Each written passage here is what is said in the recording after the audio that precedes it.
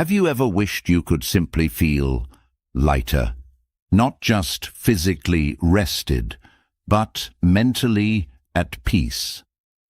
To fall asleep without the weight of regret, anxiety or frustration, and to wake up with a clear mind and a steady heart. Most people chase happiness during the day and miss it at night.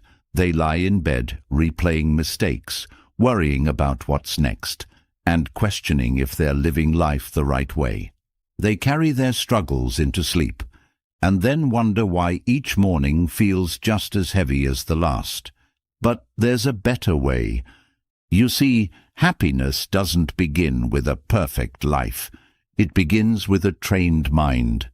And that's where Stoicism comes in, not as a set of cold rules, but as a guide to living lighter, thinking clearer, and letting go of what doesn't matter. For the next 4 hours, you'll be immersed in the teachings of the ancient Stoics, Marcus Aurelius, Seneca, Epictetus, minds who understood that joy is not found in control, but in acceptance, not in comfort, but in courage, not in chasing more, but in needing less. As you sleep, your subconscious will begin to absorb these lessons, simple truths with powerful impact. They'll help you release guilt, loosen your grip on fear, and stop measuring your life against things you can't control. Because here's the truth most people miss. You don't need to change your entire life to feel better. You just need to change how you see it. And that starts with what you feed your mind, especially at night, when the noise fades and the real thoughts rise. This is when the mind is most open. This is when transformation begins. You're not just going to sleep. You're resetting your inner world. And when you wake up, you won't just feel rested. You'll feel ready to live lighter, love deeper, and walk through life a little freer than before. Let's begin. Silence is often misunderstood as a sign of weakness, but in reality, it is a powerful indicator of strength and control. You've probably heard the saying, "Actions speak louder than words." Silence is not for the weak. It is for the wise, for those who understand that true power lies not in noise, but in the ability to control it. In this video, I'm going to share 7 powerful benefits of silence that will change the way you think about it. By the end of this video, you'll understand how silence can become your key to building better relationships, improving your health, and living a fuller life. We will explore how silence can improve your observational skills, help you achieve emotional control, save your energy, enhance your decision-making, establish authority, prevent unnecessary conflicts, and earn you more respect. So, stay tuned, because this video may offer you a fresh perspective that could significantly transform your life for the better. But before we dive in, make sure to subscribe to our channel, give us a like, and share this wisdom with your friends, because wisdom is meant to be shared. Now, let's begin this journey together and explore the 7 powerful benefits of silence. Are you ready?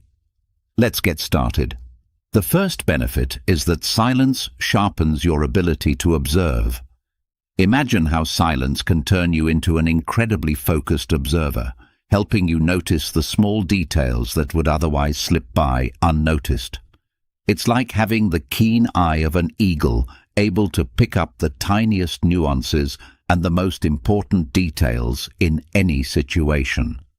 Silence is your secret weapon for honing your focus and sharpening your observation skills. Just as a magnifying glass brings small objects into clear view, silence brings the critical aspects of any situation into sharp focus. The ancient Stoic philosophers recognized the immense power of silence. They understood that wisdom flourishes in quiet contemplation. Seneca, one of the great Stoic thinkers, once said, Silence is a fence around wisdom. He was emphasizing that silence nurtures and guards the wisdom that emerges through careful observation and understanding. In our daily lives, we often miss crucial details, whether it's in a meeting where we overlook vital information or during a conversation where we're not truly listening. These missed moments can lead to misunderstandings, mistakes, and lost opportunities. The solution?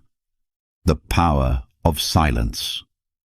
Embrace silence, and you will witness your observation skills and focus improve like never before. Think of silence as your personal magnifying glass, helping you intensify your ability to pay attention. This translates into becoming an exceptional observer, able to spot even the most subtle details and important information that others might overlook. By practicing silence, you can become a master of focus and observation, making the world around you clearer and more precise than you've ever experienced before. The second benefit is emotional control. Silence is the key to mastering your emotions and maintaining balance in your reactions. It's not just a magical tool, it's a powerful weapon that empowers you to stay calm and think before reacting. Imagine being in the middle of a heated discussion. Silence becomes your shield, giving you that crucial moment to pause and reflect before you respond. This pause allows you to regain control over your emotions and ensures that you respond thoughtfully rather than impulsively.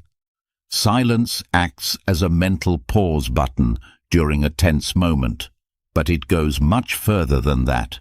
It gives you the time and space to reflect on your feelings. By taking that moment, you can understand why you're feeling a certain way and decide if those emotions are truly justified. This process of self-awareness is an essential step in emotional control. We've all heard the advice to count to 10 before reacting. Well, silence is like that mental countdown. It gives you the chance to regain your composure and make better decisions, avoiding the regret of something said in the heat of the moment. Silence becomes your safety net, helping you avoid unnecessary emotional outbursts and giving you the time to choose your words wisely. Think of silence as a filter that ensures only your best thoughts and words make it through. It's like the reins on a wild horse. Silence helps you steer your emotions in the right direction, acting as your emotional GPS. By embracing silence, you gain control of your emotions and become the captain of your emotional ship, sailing smoothly even in the stormiest of waters. The third benefit is energy conservation. Silence acts as a guardian of your energy, helping you preserve your vital life force and direct it towards what truly matters. In today's fast-paced world, we are constantly bombarded by distractions, conversations, social media, constant noise, and all of this drains our energy. Silence, however, provides a refuge, a way to conserve and protect your energy. When you embrace silence, you stop spreading yourself thin, allowing you to focus on what is most important and recharge your mental and physical resources. Instead of letting external noise deplete you, silence becomes a tool for maintaining your inner calm and energy. By practicing silence, you gain the ability to save your precious energy for what truly matters, leaving behind the distractions and noise that can overwhelm you. Silence acts as a protective shield, guarding your precious energy like a fortress that keeps out any unwanted invaders.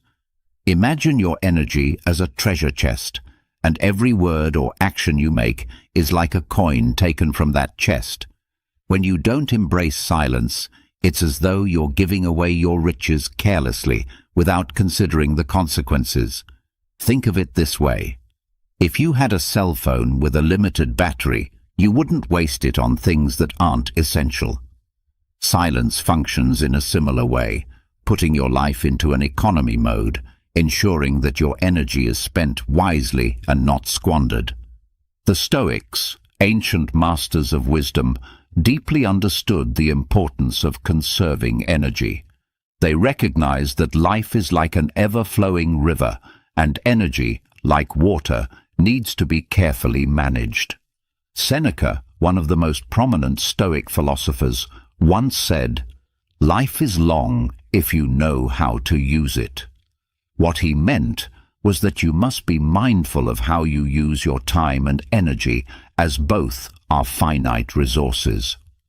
In today's fast-paced world, it's easy to get caught up in a flurry of activities, running from one thing to the next, trying to put out every fire you encounter. This constant activity often leads to exhaustion and burnout. But silence is your power-saving mode. Just as you would turn off the lights in a room when you leave to save electricity, silence helps you press the pause button and conserve your energy for what truly matters. Consider silence as your personal charging station. It's the place where you can recharge and prepare yourself for the challenges ahead. Silence ensures that you don't run on empty, helping you preserve your vitality and focus on the important battles life throws at you. When you embrace silence, you're practicing energy conservation, ensuring you have the strength to face the significant challenges that await you. This practice will keep you strong and ready for whatever life brings, giving you the endurance to withstand whatever comes your way. Now, let's explore how silence can enhance your decision-making. Picture your decisions as pieces of a complex puzzle, with each choice fitting into the larger picture of your life. Without silence, it's like trying to solve this puzzle with missing pieces, making it harder to navigate through life's challenges. It's as if you were trying to sail a ship through turbulent waters without a map. Likely, you'd end up lost or crashing into rocks.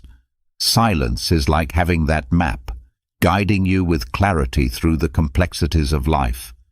The Stoics, wise beyond measure, were masters of decision-making. Epictetus, another influential Stoic philosopher, once said, "First, tell yourself what you want to be, and then do what needs to be done." This means that your decisions should align with the person you aim to become. In the chaotic world we live in, we often find ourselves in situations that demand immediate decisions. It's like being trapped in a maze with multiple paths, unsure of which one to take. When you make decisions hastily, without taking a moment to embrace silence, you risk choosing the wrong path, one that may lead you astray. Silence gives you the space to reflect and make deliberate, thoughtful decisions that are aligned with your long-term goals and values.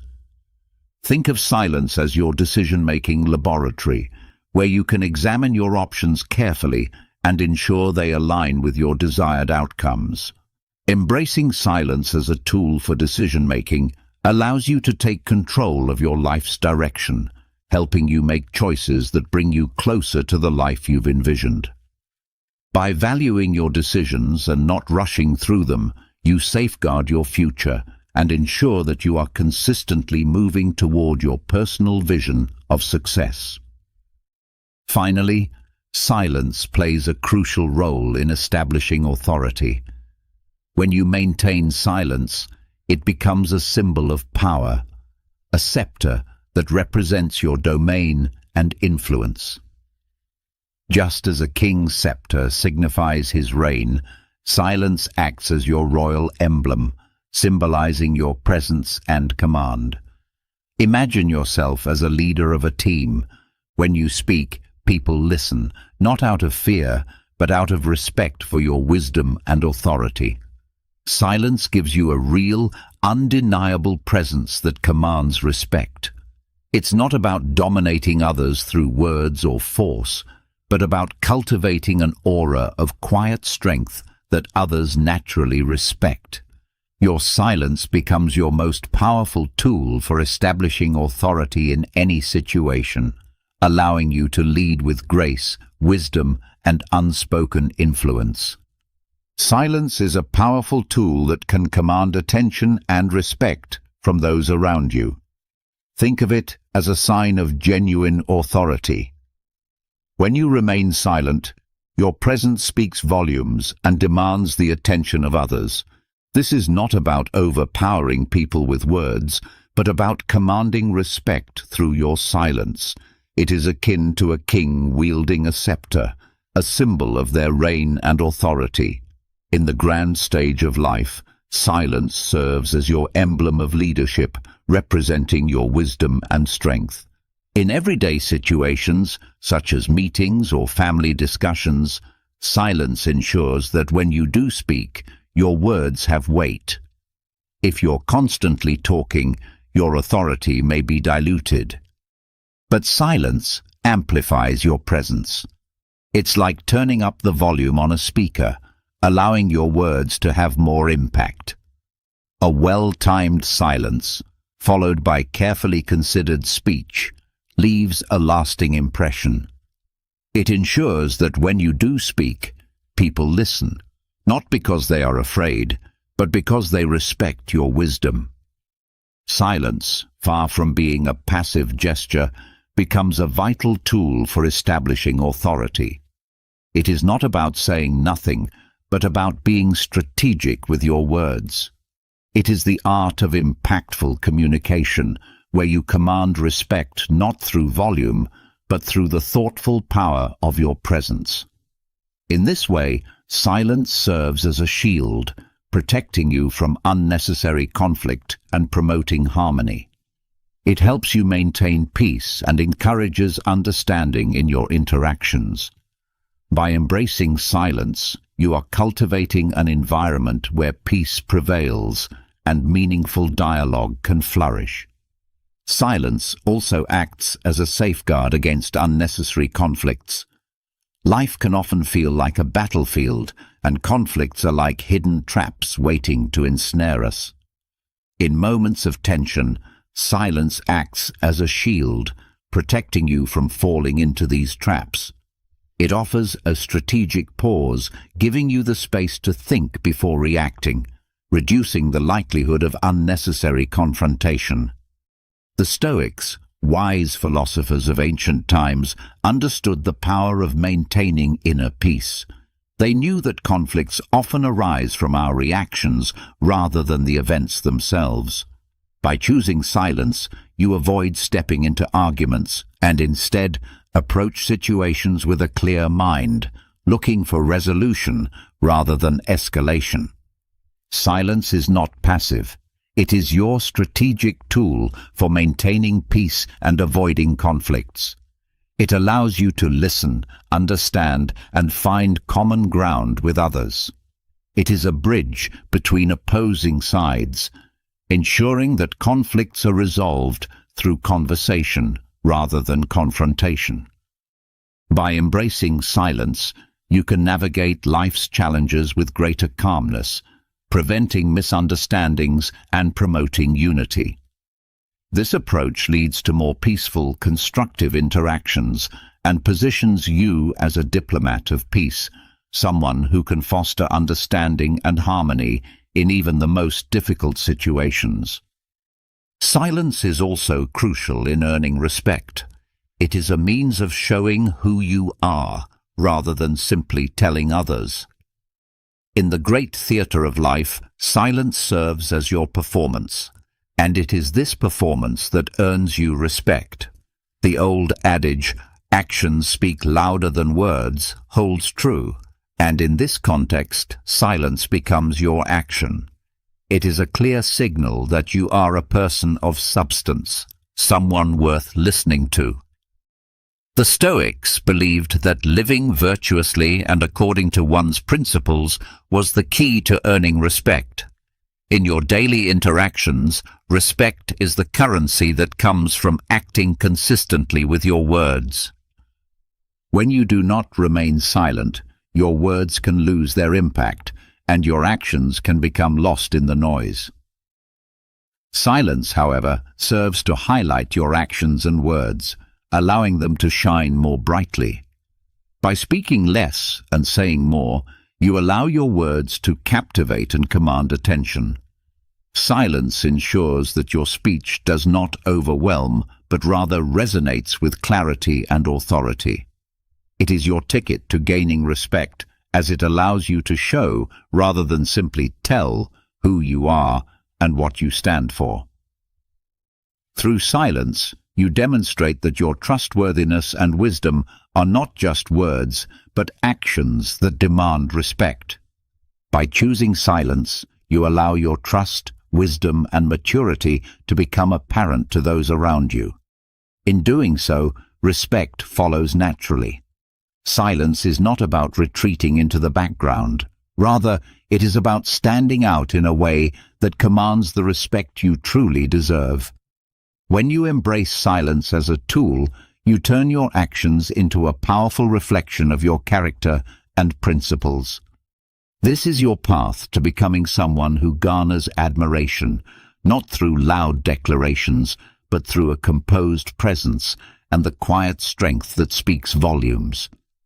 As we explore these profound insights into wisdom, the time has come to take responsibility and put these principles into action. Take a moment to reflect on what you've learned and commit to applying it. Declare to yourself, "I am a warrior in my own life." This is not just a statement. It's a promise to yourself to live with purpose, embracing the power of silence and wisdom in your daily interactions. As we conclude this exploration of the 7 remarkable benefits of silence, I hope you've found both inspiration and wisdom that you can apply in your own life. Always remember that silence is never a sign of weakness. It is, in fact, a demonstration of power and strength. Now that you understand these principles, it's time to put them into practice and experience their transformative effects. Have you ever felt manipulated, used, or completely drained of your emotional energy? Have you ever found yourself questioning your sanity, wondering how someone could treat you so poorly, yet make you feel as though you're the one at fault? If you've ever been in a relationship where someone constantly takes without giving, where their drama becomes your burden, or where every day feels like a battle, then this video is for you. It's time to break free from the cycle of emotional abuse and manipulation. In this video, I will share 13 insightful ways to deal with toxic people, drawing on the timeless wisdom of Stoicism, techniques that have withstood the test of thousands of years, but remain as relevant as ever in today's world. Let's dive deep into the heart of manipulation, control, and emotional warfare, and arm you with the tools you need to protect your peace and reclaim your life. Relationships today, whether romantic, familial, or even friendships, can be incredibly toxic. We live in a world where many individuals have been conditioned to manipulate others in order to get what they want. Toxic people will drain you completely, leaving you feeling exhausted, powerless, and questioning your self-worth. But here's the truth. They do not have control over you.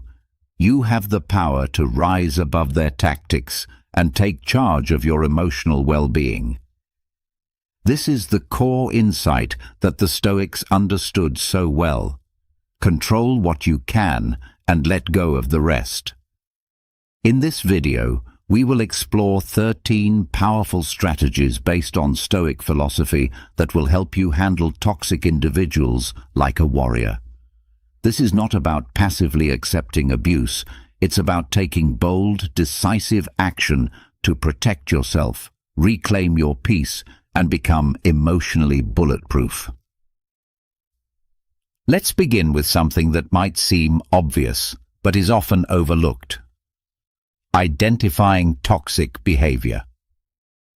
Have you ever found yourself in a situation where no matter what you do, nothing is ever good enough? Whether it's a friend, partner, or family member, they criticize every little thing, constantly question your decisions, and somehow always position themselves as the victim. You end up apologizing even when you haven't done anything wrong. If this sounds familiar, you're experiencing manipulation at its core, which is classic toxic behavior. Toxic people behave like emotional parasites, draining you of your energy in ways so subtle that you often don't realize it until you're completely exhausted. They are experts at delivering small, seemingly harmless comments that undermine your confidence, making you question your worth. They might say things like, "I was just joking," or "Why are you so sensitive?" But don't be fooled. This is emotional manipulation at its finest. Toxic people love to play the victim, twisting every situation to make you feel guilty for simply standing up for yourself. How many times have you heard, "I can't believe you would do this to me," or "After everything I've done for you, this is how you treat me"? These are manipulation tactics designed to make you doubt your instincts and lower your defenses. The first step in breaking free is recognizing these behaviors for what they truly are: emotional abuse.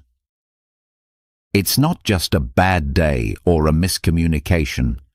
It's a deliberate attempt to control and manipulate you. Once you see through the mask they wear, you can start taking steps to protect yourself. Here's a golden rule to remember. If you constantly find yourself justifying someone's behavior to others or even to yourself, that's a huge red flag. Healthy relationships don't require you to explain away mistreatment. Toxic ones do. Now, let's address a powerful truth. It's not personal. Toxic people's behavior is never about you. It's always about them. While this might sound simple, think about how many times you've internalized their words, questioning whether you truly are the problem. They make you feel like everything is your fault, but the reality is, their behavior is a reflection of their own inner turmoil and insecurities. They can't take responsibility for their own actions, so they project their negativity onto you. Have you ever noticed how a toxic person will lash out at you when they're feeling insecure or stressed? Maybe they've had a bad day at work or are unhappy with their own life, but instead of dealing with their own issues, they take it out on you. Suddenly, you're the target, and they twist every situation to make it seem like you're the one causing the problems. But here's where Stoicism offers a powerful insight. We don't control what others do, only how we respond. Toxic people want you to react. They want to trigger your emotions because that's how they maintain control. Once you understand that their behavior has nothing to do with you, you can rise above it. You can let go of the guilt, the self-doubt, and the need to fix them. Because here's the truth, you can't fix them. You can only protect yourself. When they try to drag you into their emotional mess, remind yourself, it's not about me. You are not their therapist, their emotional punching bag, or their scapegoat. Their issues are their responsibility, not yours. Now that you've recognized toxic behavior and understood that it's not about you, it's time to set clear boundaries. And when I say boundaries, I don't mean vague, wishy-washy lines in the sand. I mean firm, non-negotiable rules that protect your peace and well-being. The thing is, toxic people hate boundaries because they limit their control over you. Let me let you in on a little secret. The reason toxic people push your limits is that they're testing you. They want to see how much they can get away with. It might start with small things, like constantly texting or calling you at all hours, interrupting your work, or demanding your attention when you need space. Then it escalates, and before you know it, you're sacrificing your time, your energy, and your mental health just to keep them happy. But here's the kicker. You don't owe anyone your energy. Your time and emotional well-being are precious, and you have every right to protect them. Setting boundaries isn't selfish, it's necessary. You have to be able to say no without guilt, without explanation, and without fear of retaliation. Here's a simple but powerful boundary. Stop explaining yourself. Toxic people love to drag you into endless explanations. Why don't you want to do this? How come you're acting this way? Don't you care about me? They'll use guilt, manipulation, and even anger to make you justify your decisions. But here's the thing. You don't need to justify your boundaries to anyone. Next time they try to cross a line, simply say, "This is what I need," or "I'm not available for that," and then end the conversation. The more you stand firm in your boundaries, the more they'll realize they can't manipulate you. Eventually, they'll either adjust their behavior or move on to someone else who will tolerate their nonsense. The next powerful strategy is mastering the art of non-reaction. Toxic people thrive on your reactions. They push your buttons to get a rise out of you, because let's face it, they live for the drama. Every time you react with anger, frustration, or even sadness, you're giving them exactly what they want: power over your emotions. But here's the truth. You have the power to stop them dead in their tracks. Stoicism teaches us that while we can't control other people's actions, we can control how we respond. Imagine you're in the middle of an argument with a toxic person. They're throwing accusations, insults, and blame your way, hoping to provoke a reaction. What if, instead of engaging, you stayed completely calm? What if you simply didn't react at all? This might sound crazy, but I promise it's one of the most powerful moves you can make. When you stop reacting to their nonsense, you strip them of their power. They can't control you if you refuse to play their game. I know it's difficult, especially when they're pushing every button, but non-reaction is like building an emotional shield around yourself. The more you practice it, the less their words and actions will affect you. When someone tries to provoke you, pause, take a deep breath, and instead of reacting immediately, think to yourself, "I don't need to engage in this." Then say something neutral, like, "I hear what you're saying," or "I'll think about it," and walk away from the conversation. You don't owe them an emotional response, and you certainly don't owe them your peace of mind. Let's dive into one of the most effective techniques for dealing with toxic individuals who thrive on drama: the gray rock method. This strategy can truly change the game when you're dealing with someone who feeds on chaos and conflict. Toxic people crave your attention, your emotional energy, and most of all, your reactions. So, how do you deal with them? By becoming as boring and unremarkable as possible, like a grey rock. Picture this. Every time this person tries to stir up drama or provoke you, you respond with the most dull, neutral response imaginable. They're expecting you to react emotionally, whether it's by exploding, crying, or getting into a heated argument, but instead you stay calm, indifferent, and completely uninterested in the turmoil they're trying to create. By doing this, you deny them the emotional fuel they need to keep the drama going. Why does this work? Because toxic people feed off your emotional responses. When you react emotionally, you give them the energy they crave. But when you become a grey rock, emotionless, detached, and unaffected by their antics, they lose interest. They thrive on drama, and without it, they are left with nothing. Over time, they may adjust their behavior because they're not getting the reactions they expect, or they may simply move on to someone else who will feed their need for chaos. Keep in mind, This isn't about being passive or letting them walk all over you. It's about protecting your peace. By refusing to engage in their game, you take back control, refusing to give them access to your emotions. That's the ultimate form of control. Try this next time someone tries to drag you into their toxic drama, and you'll be amazed at how quickly the dynamic shifts when you remain unreactive. Another powerful technique for dealing with toxic people is the broken record technique. Toxic individuals can be relentless. They don't take no for an answer and will keep pushing until you eventually give in. Does this sound familiar? Perhaps it's a friend who always expects you to drop everything to help them, or a partner who keeps asking for something you've already refused. These people can be like bulldozers, relentlessly pushing you until you cave in.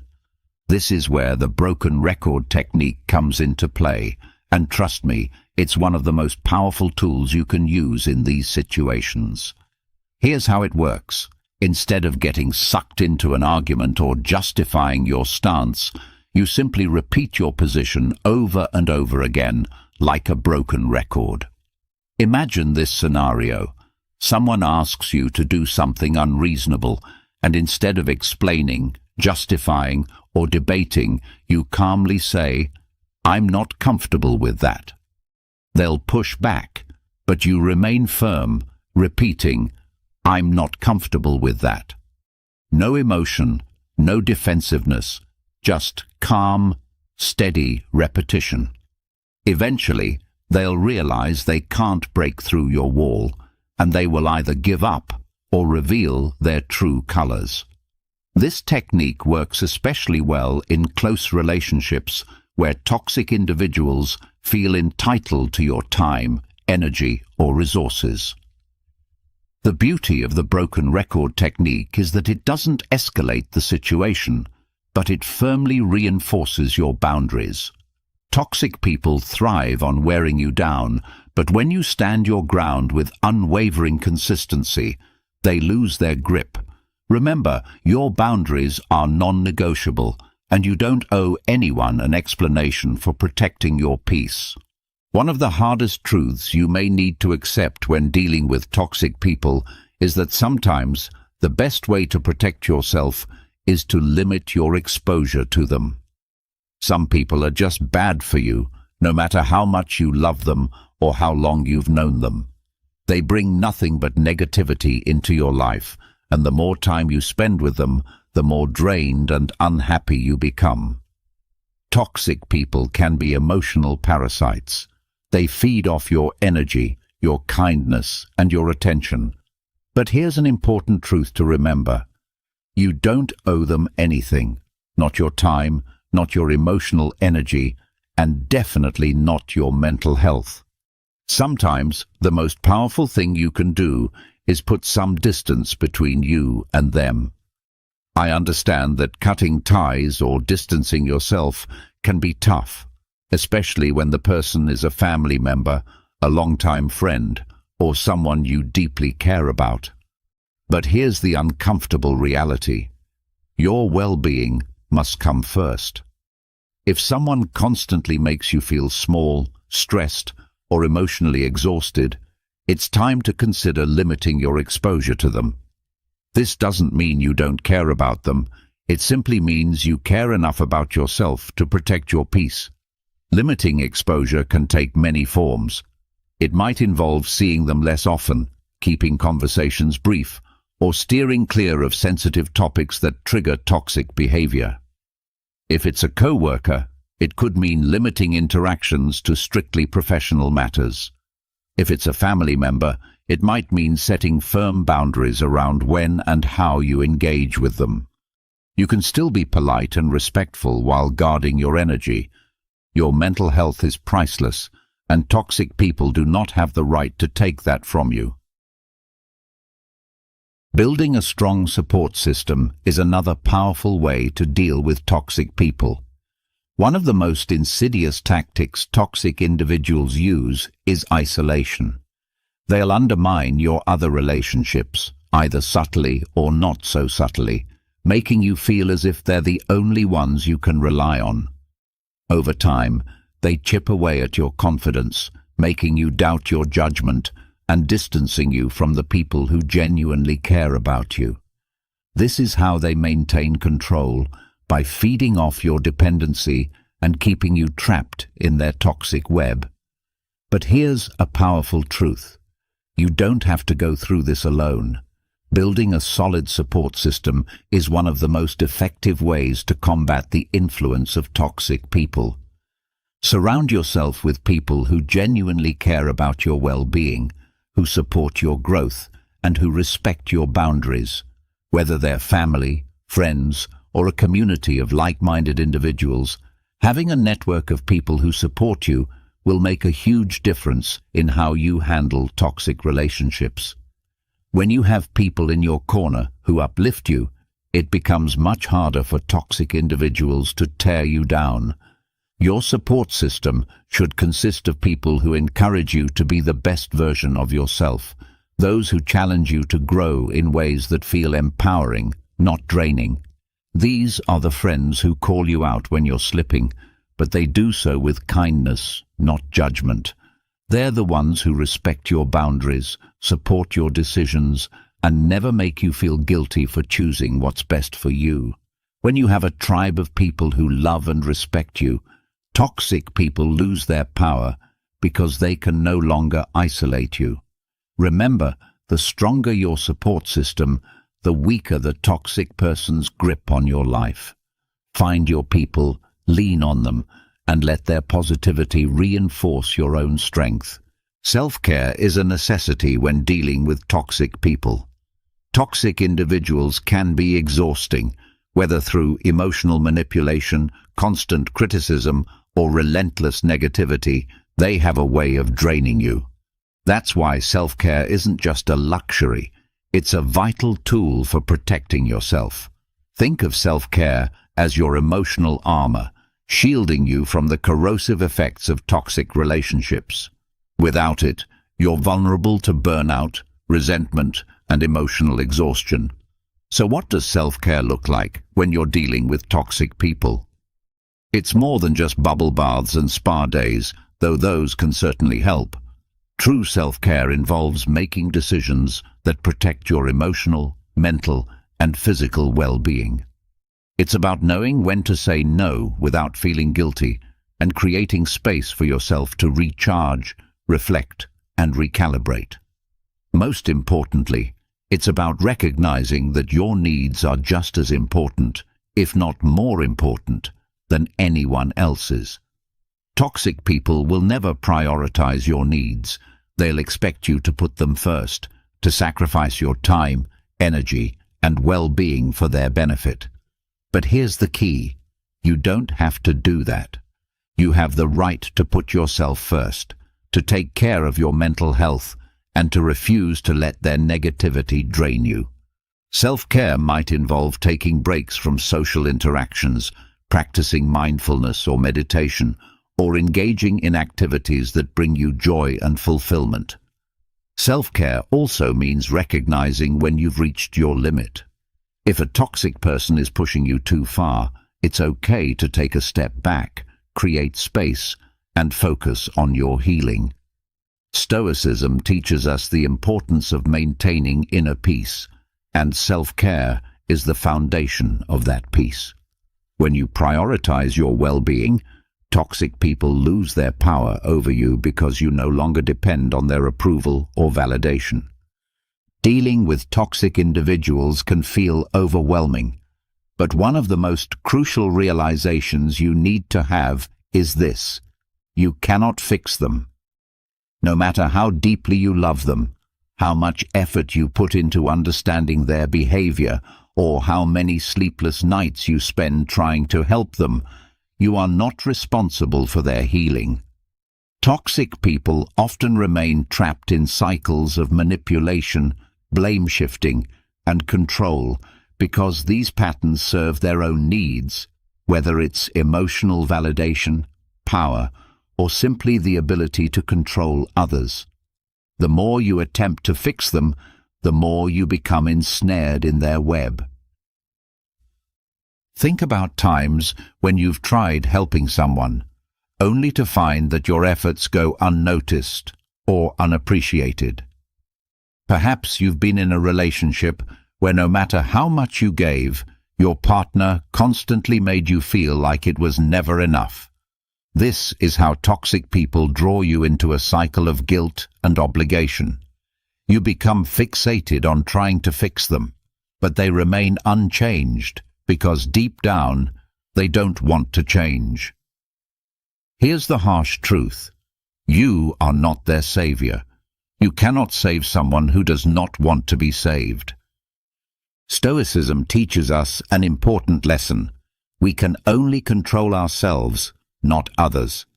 When you stop trying to fix someone else and focus on improving your own boundaries and reactions, you unlock true freedom. You begin to reclaim the energy you've been wasting on someone who never appreciated it in the first place.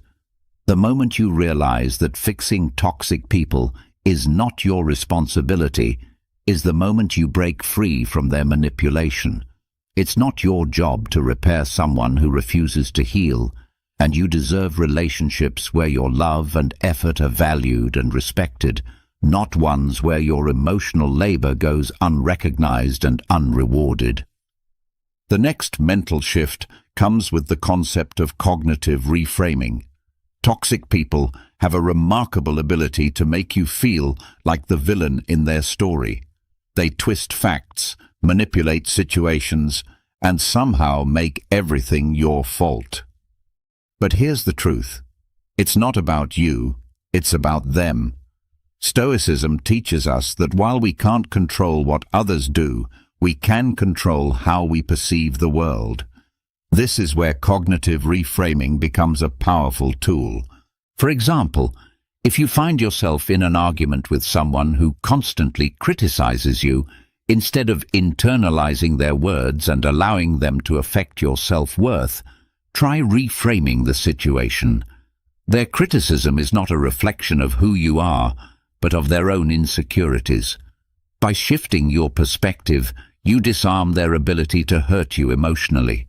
You start to see their toxic behavior for what it truly is, a projection of their own fears and inadequacies.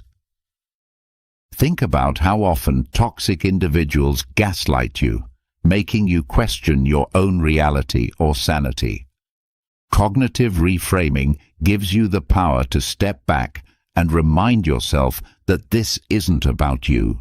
It's their issue, not yours.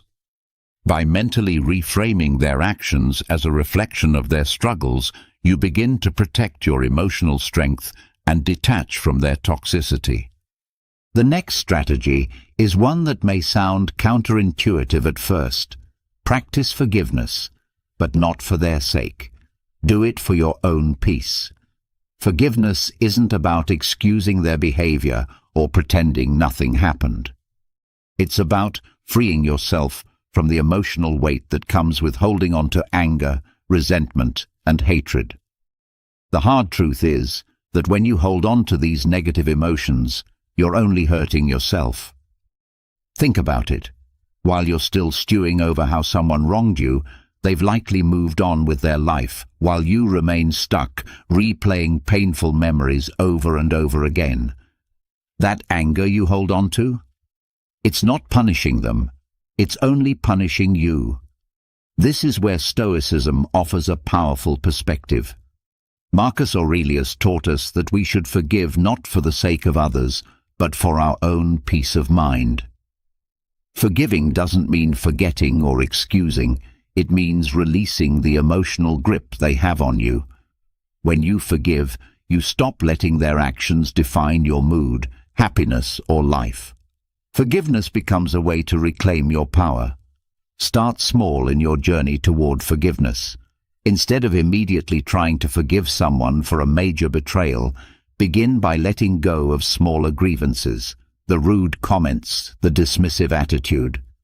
You'll be surprised at how much lighter you feel as you practice this.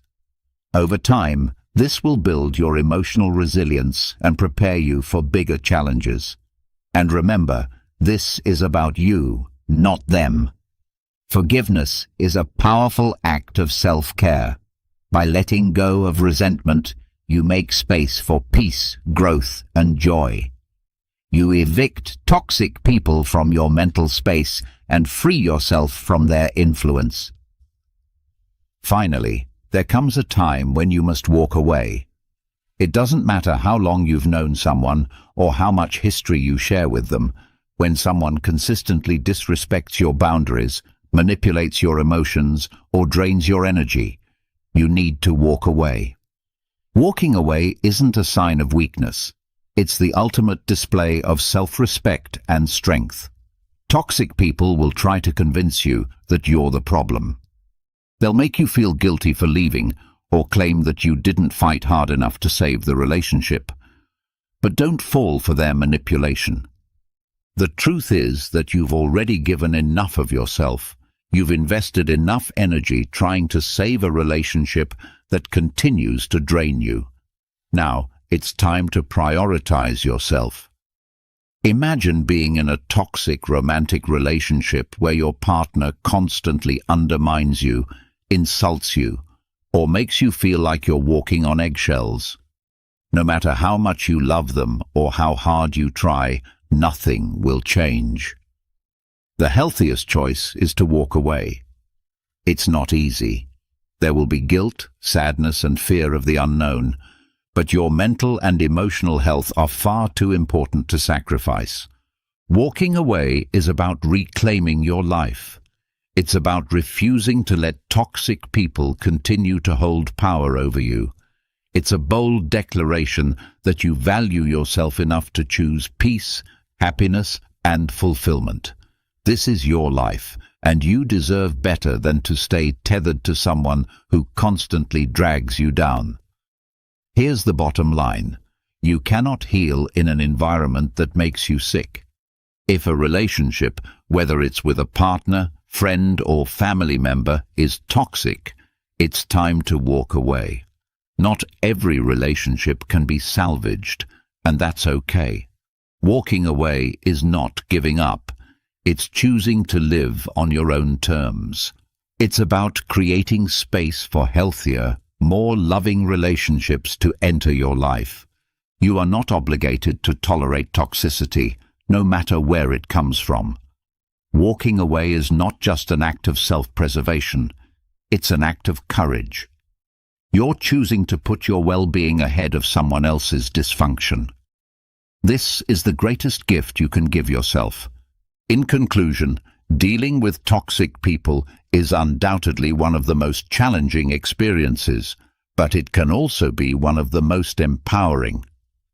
By applying these Stoic-inspired strategies, identifying toxic behavior, setting boundaries, mastering non-reaction, practicing forgiveness, and ultimately walking away, you can regain control of your emotional and mental health. Remember, you are not responsible for fixing toxic people, and you don't owe them your peace or your energy. You are responsible for yourself, and that is your greatest power. These principles will not only protect you from toxic people, but also help you grow into the best, strongest version of yourself. You deserve relationships that nurture you, not ones that drain you. With these strategies, peace is something you can achieve, no matter how toxic the people around you may be. If this video resonated with you and you found these insights valuable, I encourage you to subscribe to the channel for more content like this. I am dedicated to helping people break free from toxic relationships and live healthier, happier lives. Did you know that time has a wicked sense of humor? It's true, because while you're busy living your life, it's secretly setting up little traps. One morning, you wake up and realize your body isn't cooperating like it used to. Naps have gone from luxury to necessity, and your knees creak louder than an old wooden staircase. But don't worry, this isn't the end. In fact, it's just the beginning. In today's video, I'm going to share with you 12 of the most uncomfortable, annoying, and downright baffling things that happen as you age. Things no one ever warned you about. And as a bonus, we'll explore how Stoic philosophy can guide you to meet these changes with grace and even a little humor.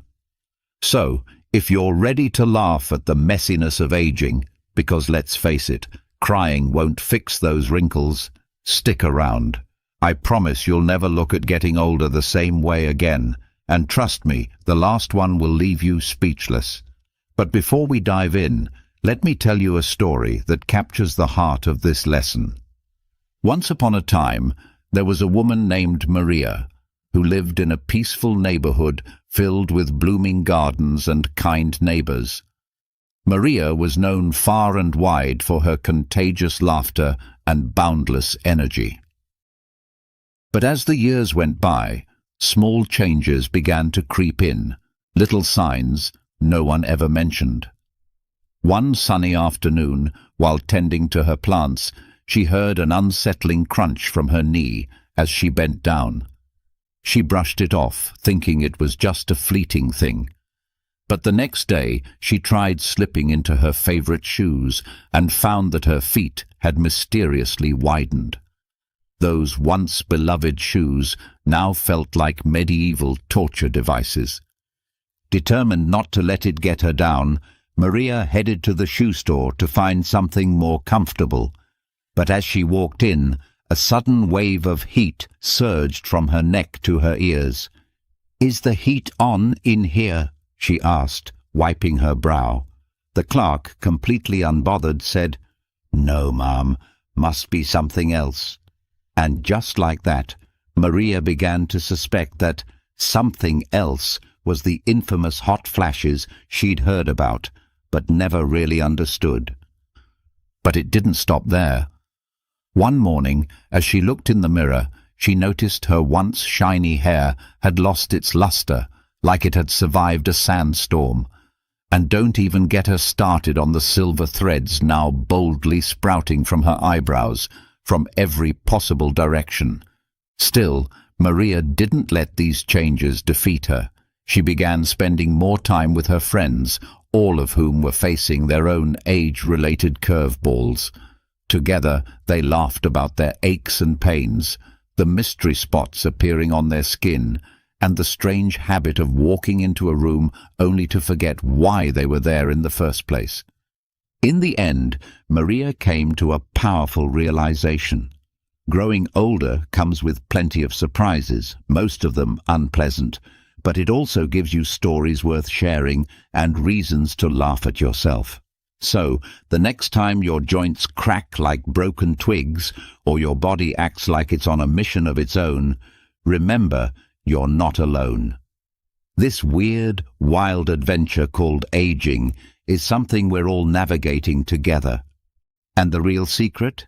Embrace every little breakdown with a sense of humor and surround yourself with those who understand your journey.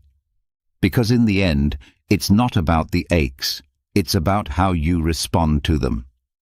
Now, before we dive into the first lesson, if you find value in this content, I invite you to subscribe and turn on notifications.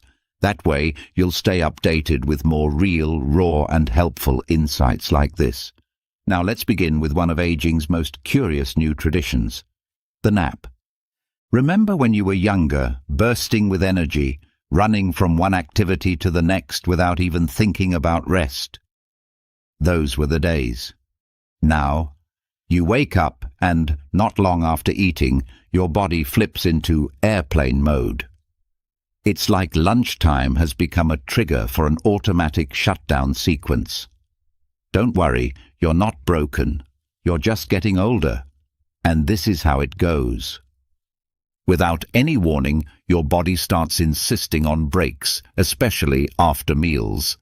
That glorious nap you once resisted as a teenager now becomes a biological demand. Digestion, which used to happen without you even noticing, now claims all your energy like a power-hungry app draining your phone battery. The very same body that used to push you to stay active now begs for rest, whether you like it or not. And the wildest part is, it's automatic. You don't even get a say. If we look at it through the lens of Stoic philosophy, which values discipline and self-awareness, you might say your body is finally enforcing its own boundaries. No matter your willpower, post-lunch fatigue hits like a wave.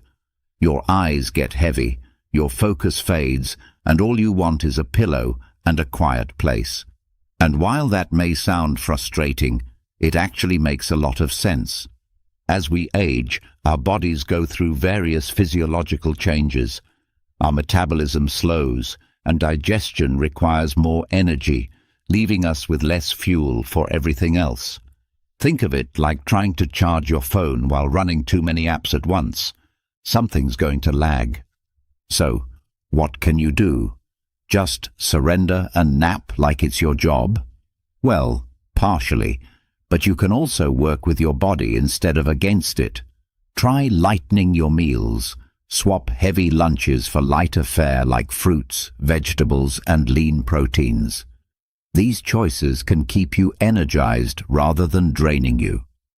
A gentle walk after eating can also help you digest without slipping into a coma on the couch. And don't underestimate the power of hydration. Sometimes that exhaustion is just dehydration in disguise. Ultimately, aging doesn't mean defeat. It means transformation. And while naps may feel like a nuisance, they're actually a sign your body is prioritizing its health. So instead of resisting, lean into it. Make your airplane mode as comfy as possible. As the Stoic Epictetus once said, rest is not idleness, it's preparation. Your body is getting ready for what's next. Now, let's talk about the next unavoidable surprise, the silent rebellion of your knees. No one told you this would happen, right? They made aging sound like some distant drama you'd watch from afar, something that happened to other people. Maybe they said that getting older meant becoming wise, offering sage advice and sipping tea. They left out the part where you'd spend half your day hunting for a wrinkle cream that actually works. And now, here you are. Not quite as young, not quite as limber, and suddenly aware that your knees have declared war. At some point, without warning, those trusty joints started making odd noises, creaks, cracks, little groans that sound like you're bending an ancient wooden beam. These knees, once your loyal sidekicks for jumping, running and dancing, now complain with every step. One day you crouch to pick something up, and your legs sound like they've been rusting in a shed. Sitting for a while, good luck standing up again without wincing. It's like your body needs its own soundtrack to get moving. The stiffness, the discomfort. These are the body's not-so-subtle reminders that time is marching forward. And while you might have thought these symptoms were temporary, they're actually here to stay. The truth is, you're in a constant skirmish with your own knees. So what can you do when even walking becomes a cautious negotiation? That's where Stoic wisdom comes in. It teaches us to accept what we cannot change and focus instead on what we can control. Rather than curse your creaky joints, shift your mindset. You're not the same person you once were, and that's okay. It doesn't mean you've lost. It just means it's time to adapt. Stop measuring yourself by who you used to be and start embracing who you can become now. If your knees can't handle high-impact exercise, that's not a failure. It's an invitation to discover new forms of movement. Go for a walk. Take up swimming. Try yoga. Adjust. Adapt. Listen to your body and move accordingly. The key is to keep your body in motion, not to cling to the belief that everything must be exactly as it once was. Yes, it's likely your knees will never be what they were. Time is relentless. You already know that. But if you stop interpreting this as some kind of personal failure and instead embrace the transition, you can move forward with grace. The creaking of your joints isn't the finale, it's simply the prologue to a new phase of your life. Your body is evolving, but that doesn't mean you have to bury the past or surrender to it. You still have the power to decide how to move into the future with deeper wisdom and fewer unrealistic expectations. So the next time you hear a crack or feel that odd twinge when you stand up, don't spiral into drama. It's not a catastrophe. It's a quiet reminder that, even though the body grows older, your response is still fully yours to command. The Stoics taught us to zero in on what lies within our control, and one of those things is our outlook on the inevitable changes life brings. The battle with your knees might seem like a losing one, but your attitude, that's what defines how the rest of the journey unfolds. As Seneca so wisely put it, the real defeat doesn't lie in a body that ages, but in a mind that refuses to embrace the passage of time. Your memory, too, starts playing tricks on you.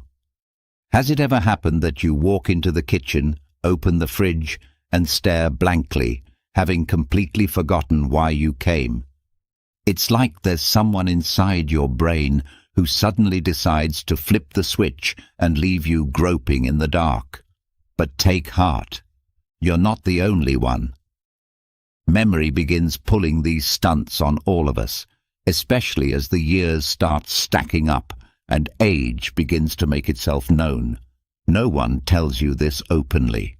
There's no grand announcement that your mind may start misfiring.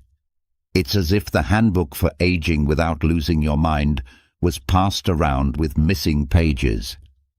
As we progress through life, memory changes, quietly, persistently. You start noticing that recalling things isn't as effortless as before. Remember when you could memorize long to-do lists with ease? Now, you wake up at 3 a.m. wondering if you left the car key in the ignition or forgot to switch off the bathroom light. Of course, no one warned you about this. It sneaks up like a magician's last trick, catching you off guard, leaving you stunned, not knowing whether to laugh or cry. But aging isn't only about memory loss. It comes with other subtle shifts, mysterious aches, wrinkles appearing in places you hadn't noticed before, the growing sense that your energy slips away like sand through your fingers. Still, nobody tells you that these discomforts don't spell doom. They're opportunities.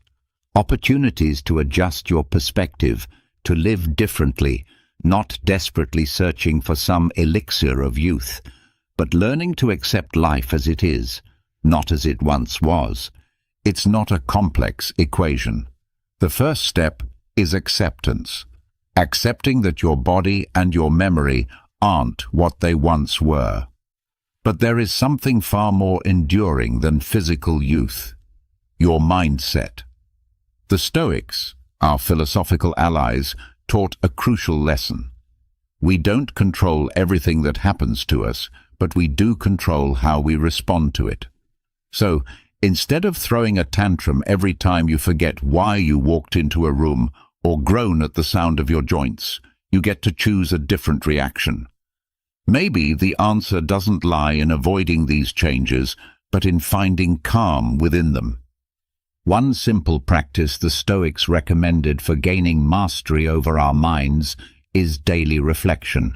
No need for odd postures or mystical silence, just a few quiet minutes each day to reflect on what truly matters and how you can respond better to what you cannot change. If you adopt this, then the next time you wander into the kitchen and forget why, you won't get angry. You'll simply take a breath, chuckle at the absurdity of it all, and move on. Yes, aging is uncomfortable, and no, it's not as pretty as the movies make it out to be. But that doesn't mean it's not worth enjoying. What you still have, the one thing that hasn't abandoned you, is your ability to see clearly, to embrace what remains. Sure, some parts of you may feel heavier now, your memory might slip, but your attitude in those moments, that can be your superpower. Like a Stoic proverb says, time can reshape the body, but it can never steal our capacity to view life with perspective. Then there's the mysterious case of the rebellious hare. There's something odd about how the body behaves as time passes. You don't quite know when it begins, but suddenly your body turns into an experimental canvas for nature's unpredictable humor. One morning, you catch your reflection, and boom, there's a stray hair on your ear, or worse, your nose. And you're left wondering, how did this even happen? It's nature's strange plan for aging. Nobody sends you a memo, and it's definitely not in the aging handbook. It's as though life itself is in on a cosmic joke, and you're the punchline. Welcome to the secret society of hairs appearing in all the wrong places. As if that wasn't enough, the hairs you used to care about, the ones on your head, begin their quiet exodus, disappearing like guests who left the party early. You find yourself asking, what is going on here? It's as if nature is telling you, I'm taking this from here, but hey, here's a little something over there. Surprise! But again, Stoic philosophy steps in to offer clarity. The Stoics knew well, some things in life just don't make sense. Why do you suddenly get back hair when you can still remember proudly wearing sleeveless shirts without a care? Who knows? The whims of nature aren't yours to control. What is yours is how you handle them. That hair in your ear, it's not just an annoyance, it's a tiny reminder. Life is absurd sometimes, and the best way to face absurdity is with a grin. Focus on what really matters, those fleeting moments of serenity, that quiet cup of tea, that deep conversation. As for those rogue hairs, if they bother you too much, sure, use a little wax. But if you can laugh, even better. Remember, these hairs aren't trying to mock you, they're just doing their job.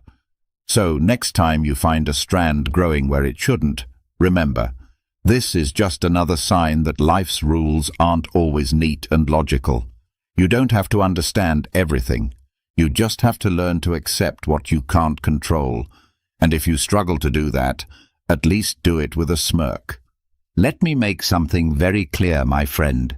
Aging isn't your enemy. It's simply a reminder that everything in life, even unwanted hair growth, is relative. Then we get to one of the most humbling shifts of all, those sounds you make when rising from the couch. Ah, the golden days when you'd leap up like a gymnast, muscles and joints cooperating without protest. But oh, how time changes the game. Now you rise and suddenly your body begins making a series of unexpected noises. Ugh. Oh. As if you've adopted a whole new language, one spoken in groans and sighs. Welcome to the fine art of creaking when getting up. No one gave you a heads up on this, did they?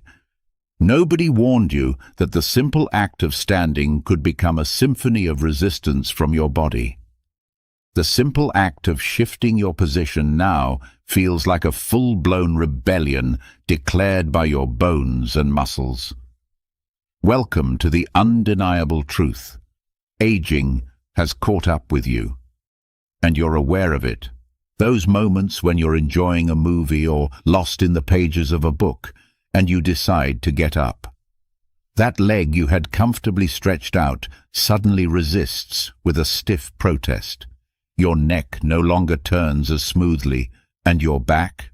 That back cracks with a sound so sharp you're left wondering if you should be calling a doctor or accepting that you've officially joined the ranks of creaky, rusting machines disguised as people. And as you glance around, hoping no one else heard that odd but unmistakable pop, You realize this is your new normal. There's no fighting it. This becomes your quiet mantra.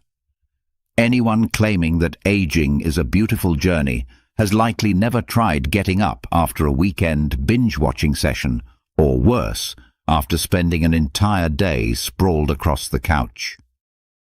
The Stoics believe that what truly defines us is not the adversity itself, but how we respond to it. Well, let's be honest. Those sounds you make when standing up? They're simply your body's dramatic interpretation of aging's unavoidable challenges, and if you grumble or groan in the process, maybe you're more stoic than you thought. The trick is acceptance. Each pop, crack, and twinge is proof that your body still belongs to you, even if it's not quite the spry partner it once was. The key is not to panic. It's all perfectly normal, albeit mildly irritating. The goal is to find balance, to keep moving while adjusting expectations. And if you find yourself lounging on the couch with a groan loud enough to echo through the entire building, the wisest thing to do is to take a breath, calm yourself, and move deliberately. Each sound is simply a message from your body, a reminder that it's still operating, just on different terms. Even the act of standing becomes an opportunity for self-awareness, not a desperate effort to move silently. Like any reliable machine, your body needs routine maintenance. Before launching into the daily battle of rising from the couch, give yourself a few moments. Stretch. Wake up those muscles that have been on standby for hours. Stretching doesn't just reduce those odd noises. It signals that you still care about this vessel you live in. Think of your body like an old car. Maybe it's not flashy anymore, but with some care and a little love, it still runs. And it's yours. Ultimately, you have to come to terms with the inevitable. Aging isn't the enemy. It's proof you've survived. The real tragedy would be never aging at all. So even when your joints sound like an old screen door in the wind, remember that every creak is a badge of honor, evidence that you're still getting up and still moving forward. Those sounds? They're not a sign of defeat. They're the music of a life lived. Don't let the aging process or its minor discomforts steal your joy. As the Stoics would say, these small troubles are simply part of nature's design. The real question is, how will you face them? So next time you rise and let out a theatrical groan, remember, it's not a weakness, it's a declaration. You're still here, you're alive. And that, dear friend, is more than enough. As Marcus Aurelius wrote in his Meditations, true strength is not found in the condition of the body, but in the way you respond to its limitations. If you were once the type who viewed your closet as a personal fashion runway, brace yourself for one of life's biggest surprises. The seductive outfits of yesteryear have now been quietly swapped for something far more practical: comfort. What once felt like a rebellious stand against oversized sweatshirts and elastic waist pants has morphed into a quiet revolution. Welcome to the era of stretch. Without realizing it, your stretchy pants have become cherished allies. Don't panic. This doesn't mean you've waved the white flag on youth. It's simply the beginning of a transformation, like caterpillars becoming butterflies. Only this version comes with less sparkle and a lot more give. Think back to the days when your wardrobe was packed with clothes that felt like medieval torture devices. Pants so tight they threatened your circulation. T-shirts so fitted they might as well have been vacuum sealed to your body. Sound familiar? That, dear Stoic in the making, was just the beginning of a long, slow evolution. In youth, we viewed fashion as a battlefield, proof that we could endure the suffering of discomfort, for the sake of style. But over time, style yields to sensibility. That once bold fashion statement becomes a quiet survival tactic. It's no longer about looking fabulous. It's about breathing, moving, living. The stretchy pants you once swore off are now treasured for their silent support, for the way they let you move without protest. The perfect fit becomes an illusion, a ghost from a past life where everything clung just right. Now, a solid pair of leggings or yoga pants isn't a backup plan. It's a strategy for daily survival. Let's be honest. The pain inflicted by skinny jeans is no longer worth it. The shift didn't happen overnight. It crept in quietly, like a lesson in Stoic acceptance, a string of small realizations that comfort matters more than appearances. Comfort grows within you slowly, like a plant taking root. It starts as a small thought and blossoms with time and changing needs. The person who once sacrificed ease for image now views life differently. Without the need to conform to painful norms, you begin to understand true freedom. And this transformation is inevitable. Life pushes you toward it, and no matter how hard you resist, learning to adapt becomes the most stoic decision you can make. The ancient philosophers preached that acceptance is the path to inner peace. In this case, embracing elastic waistbands might be your first step. It's more than fashion, it's maturity. Your wardrobe isn't just about what you wear, it's a reflection of how you accept each new chapter. Sexy may be subjective, but comfort, that's universal. And when you stop chasing unattainable beauty standards, you discover something far richer, peace with yourself. So go ahead, celebrate your stretchy pants. Embrace the transformation of your closet. Because the real goal isn't to impress others, it's to feel good in your own skin. Etch this truth into your soul. Choosing comfort isn't giving up. It's wisdom. Real freedom lies in discovering what makes you feel genuinely good and holding on to it. Sleep, once a casual part of your daily routine, becomes a full-blown odyssey as you transition from the invincible nights of youth to the surrender of adult realities. There comes a time when you must admit that uninterrupted 8-hour stretches of rest have become mythical. And this realization leads to another. Life is basically a long chain of uncomfortable compromises. But no one ever tells you that sleep would become such a challenge. When you're young, sleep is effortless. It just happens. But aging transforms it into a nightly expedition filled with rituals and reinforcements, special pillows, high-tech mattresses that cost as much as a small vehicle, and the newfound need to adjust your posture every 20 minutes. Let's start with the mattress. Suddenly, the once comfortable bed becomes a battleground for your spine. You find yourself lying awake, wondering if there's a premium edition of your current mattress that caters specifically to sore backs and aching shoulders. No, it's not that you've grown picky.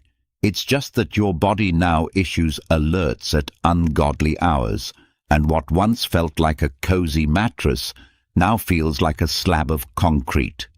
So naturally, you go on the hunt for the miracle of memory foam, one that promises to cradle not just your body, but your weary soul. And yes, you spend a fortune on it, because if you don't, you might not even be able to get out of bed without feeling like you've just survived a minor car crash. And then come the pillows. Oh, the pillows.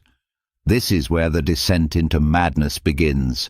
The pillow market greets you with such absurd variety that you question whether it's all an elaborate prank. Latex, feather-filled, memory foam infused with gel. All you want is a decent place to lay your head. But now, It's a complicated choice between investing in your future sleep or rolling the dice with another restless night. Because if you choose wrong, your neck will make sure you suffer for it. With a jolt so sharp, you'll spend the next day reconsidering every decision you've ever made. This entire sleep preparation routine starts to mirror other areas of life.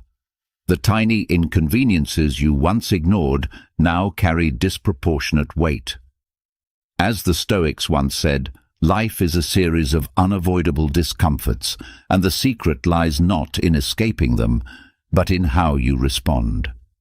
So what do you do with these nightly challenges? You don't fight them. You adjust. You adapt. Instead of chasing perfection of the ultimate bed or pillow, perhaps the answer is to accept these minor annoyances with grace. Maybe true rest comes not from ideal conditions, but from the peace that acceptance brings. And in that sense, even the battlefield of bedtime becomes another place where your Stoic mindset shines, not in avoiding discomfort, but in choosing how to live with it. Maybe what you need is not a better bed, but a better mindset. Maybe true rest isn't about luxury at all. It's about acceptance. The real struggle isn't the search for that perfect pillow or a mattress that cradles you like a cloud. No, the real struggle is about coming to terms with the fact that, like everything else in life, sleep is something that changes with age. As the Stoics often remind us, we may not be able to control everything that happens, but we can always control how we respond. So why keep waging war against pillows and mattresses when you can learn to rest, truly rest, by simply accepting things as they are? Perhaps comfort doesn't come from external perfection, but from an internal decision not to make every little discomfort into a battle. The aches, the night sweats, the tossing and turning, what if they were just part of the rhythm of life? And maybe the key to genuine comfort lies in not taking all of these minor irritations so seriously. As the saying goes, accept what you can't change and calmly work on what you can. Which brings us to another part of the journey. Welcome to the vitamin aisle. Remember the days when your diet was mostly pizza, sugary drinks, and gum? Back then, your secret to survival was a couple of painkillers and a long nap, or so you thought. But everything changes with age. Now, your once light-hearted stroll through the grocery store is a strategic march through shelves of tiny bottles, capsules, and colorful pills. No, this isn't a scene from a sci-fi film. This is your new reality. The once familiar supermarket now feels like a mini pharmacy.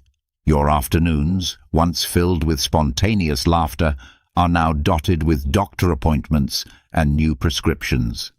It hits you gradually, that feeling that getting out of bed without groaning is now something to be proud of. Nobody warned you about this part, but time has a way of reminding you that pizza and soda no longer cut it. This is where the vibrant pills enter the picture, the so-called magical supplements promising to bring back your energy or at least make standing up less of an ordeal. You're no fool. You know there's no miracle powder that can rewind the clock. Grandma's remedies don't quite hit the same anymore. Instead, you're bombarded with an endless variety of supplements marketed as the keys to longevity. The vitamin aisle becomes a paradise for salespeople whispering promises of renewed youth into your ear. And naturally, you begin to wonder, are these things really as effective as they claim to be? The answer, like most things in life, is it depends. Stoic philosophy teaches us to focus on what we can control and accept what we cannot. These vitamins aren't going to transport you back to your 20s, but they might help your body function a little more smoothly. But here's the catch. If your plan is to rely on pills while staying glued to the couch, your results will likely include nothing more than indigestion and a higher grocery bill. The real secret isn't in believing these supplements are magic. It's in understanding that they are meant to support a lifestyle, not replace it. Eating well, exercising, sleeping adequately, and managing stress. These are the foundations. Sure, they require more effort than popping a pill, but they actually work. Vitamins are helpful, yes, but they are not miracle workers. Aging is inevitable, and no capsule can freeze time. The sooner you accept that your body has changed, the sooner you can adapt and still enjoy life in new ways. In the end, it's about doing what the Stoics always taught, not resisting the unchangeable, but learning to manage what's within your reach. Maybe you don't need more supplements. Maybe what you really need is a generous dose of self-acceptance. And let's not forget a little humor too, because aging, after all, gives you the perfect excuse to take naps, savor your meals, and complain with full authority. And then there's the ever-growing struggle that creeps in quietly, the battle against technology. Nobody ever prepared you for this. As if the wrinkles, the aching joints, and fading eyesight weren't enough, there's something even more subtle and cruel that settles into your life. This overwhelming digital age that seems to have no mercy.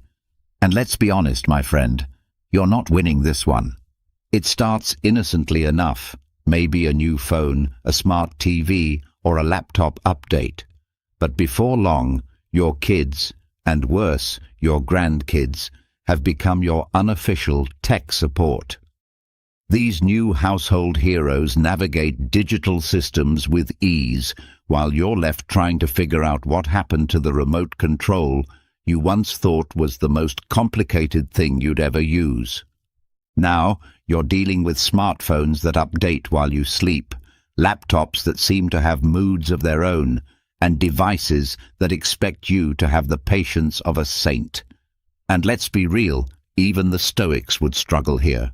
The worst part? It's not just that you don't understand how it all works, it's that you don't want to understand it anymore. What once was a simple gadget now feels like a Rubik's Cube made of code and buttons. And when something inevitably malfunctions, your younger relatives look at you with a blend of pity and disbelief, like somehow you personally sabotaged the Wi-Fi just by touching your phone. As if your fingers were digital landmines. Accept it. You've lost this battle. And that's okay. You were raised to believe that effort and persistence solve everything. But this is a generational shift. And the smart move now is to delegate. Let go of the guilt. Not every glitch is yours to fix. When your screen freezes, you don't need to dive into a rabbit hole of tech forums. Just hand it over. Your grandkids? They are the new tech wizards. They'll not only fix your settings, but might even teach you how to enjoy this strange digital landscape. And while they work their magic, take a breath. Channel your inner Stoic. Getting upset won't bring back the battery life or recover that forgotten password. There's wisdom in knowing when to pause and ask for help. No. You may never master the group chat, but you do know who has stronger Wi-Fi and a better handle on cookies and caches than you have on Grandma's pie recipe. So when the tech world gets too loud and too fast, remember, being wise doesn't mean knowing everything. It means knowing who to call when things fall apart. As Bree says, life isn't about being the best at everything. It's about knowing when it's time to ask for help. And finally, we arrive at yet another chapter in this ever-changing journey. The revenge of the sensitive stomach. Remember those glorious years when you could eat anything at any hour and never suffer the consequences? You could devour pizza at 3 a.m., eat chocolate like it was oxygen, and your stomach wouldn't even flinch. Those days, sadly, are long gone. Now, even a small indulgence is paid back in full, with burning sensations, bloating, or that slow creeping discomfort that haunts you after every rich bite. Nobody warned you about this. No one told you that aging comes with a more delicate digestive system, one that turns into an unforgiving dictator. It's not just about getting older, it's about realizing that your body no longer tolerates the things it once welcomed. That once indestructible metabolism now raises a red flag at the slightest hint of spice or fat. It's as if your body has developed its own quiet wisdom. A wisdom that whispers, be more selective, be more thoughtful. It's not punishment, it's transformation. A slow, subtle farewell to youthful carelessness and an invitation to a more mindful relationship with food. So, yes, the sensitive stomach might seem like a betrayal at first, but maybe it's just another way your body asks for respect. Maybe it's not about restriction, but about refinement, learning to enjoy food differently, more intentionally, less impulsively.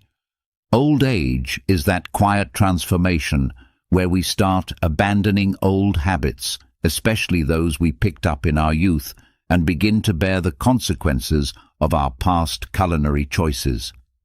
It's as if our bodies, in their silent wisdom, decided that from now on we must be more careful with what we consume. Almost like a form of payback.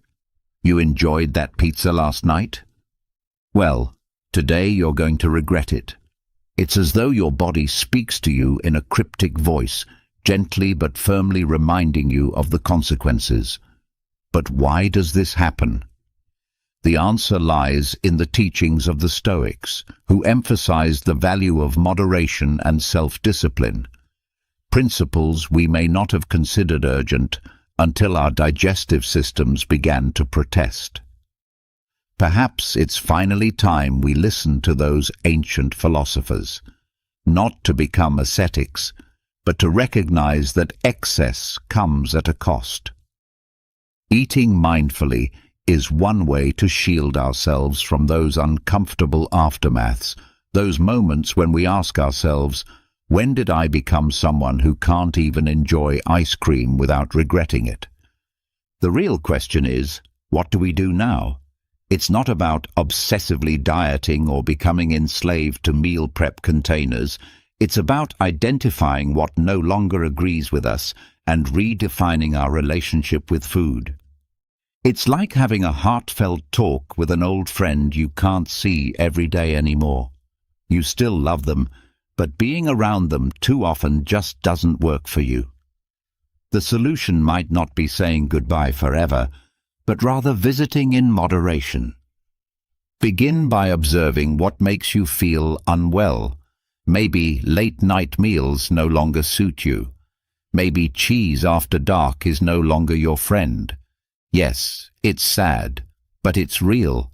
And maybe, just maybe, your body is craving more fruit and fewer fried indulgences. The good news is, there are many delicious options that won't make you pay for them the next day. What matters most is remembering to take care of yourself. The Stoics remind us that real freedom comes from self-mastery, and if that means listening to your gut, literally, then welcome to the club. Life doesn't have to be all sacrifice, but you also can't keep ignoring the signs. In the end, the aging body becomes less forgiving. The sensitive stomach's revenge is very real, but it's something we can manage.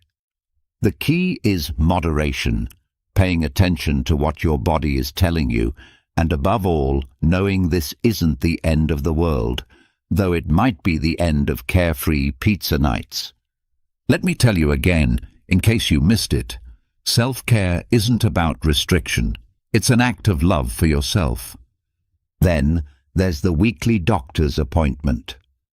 Remember when your calendar was filled with spontaneous get-togethers and last-minute adventures? Those days seem to have faded, replaced now by something far less glamorous: regular visits to the doctor. Adulthood, which once promised freedom and maturity, has begun to look more like a cycle of medical checkups than fun-filled afternoons with friends. And the most surprising part? No one warned you. No one prepared you for this unexpected plot twist in life. Here we are, standing on the threshold of maturity, where bachelor parties are now swapped for cholesterol screenings and monthly dental checkups. It's as though your body, once it reached a certain age, decided to deliver a quiet but firm reality check. Not because you've become a more responsible person, but because life decided it's time to remind you, sometimes sharply, that time leaves traces. You begin to notice your body isn't cooperating the way it used to. There's the knee that creaks, the mysterious back pain, and the blurry vision you once brushed off as nothing. And what's worse is that no one tells you health issues will start arriving more frequently, more uncomfortably, and more urgently. It's not that you've become a hypochondriac, it's just that your body now speaks louder and more often, and it's not always polite in how it delivers the message. So, what now? If you've made it this far, you've likely realized the answer isn't denial. It's acceptance, mixed with a dose of dark humor. The Stoics, those ancient sages, spoke often about embracing the inevitable and finding peace amidst hardship. And while we're not writing philosophical letters from Roman villas, we can still apply a bit of that wisdom. Rather than stress over the growing number of appointments in your calendar, try to see them as moments of self-care. Maybe these visits are the new form of celebration. It's not quite like coffee with friends, but believe it or not, sometimes a chat with a good doctor can be just as revealing. Aging isn't a comfortable topic. Nobody tells you how many unglamorous things you'll start doing unintentionally. But how you face it makes all the difference. Accept those checkups as part of the journey, not a punishment. Because if you think about it, those appointments might be the healthiest plans you'll ever make. And above all, remember to laugh through it all, because sometimes that's all we can do. As Gandhi said, what feels like an obligation today may someday become a wise decision. And then there's this incredible shift, the power of, I don't care anymore. Have you noticed that as you age, you begin to feel a strange yet beautiful relief from the things that used to weigh you down? It's as if some invisible burden has quietly lifted, making space for something much lighter and more freeing. That, my friend, is the magic of simply not caring so much anymore. And the best part? No one teaches you this. You discover it all on your own with time. And far from being a loss, it's a gift. In our younger years, we're haunted by social pressures, constantly wondering what others think, how they see us, and whether we're living according to some unspoken rule book. It's like being trapped under a microscope of judgment. You bend and stretch to meet expectations. Sounds familiar, doesn't it? But then, somewhere along the line, you begin to ask, does this really matter? And that's when the magic begins. A switch flips. Suddenly, the need to please others disappears.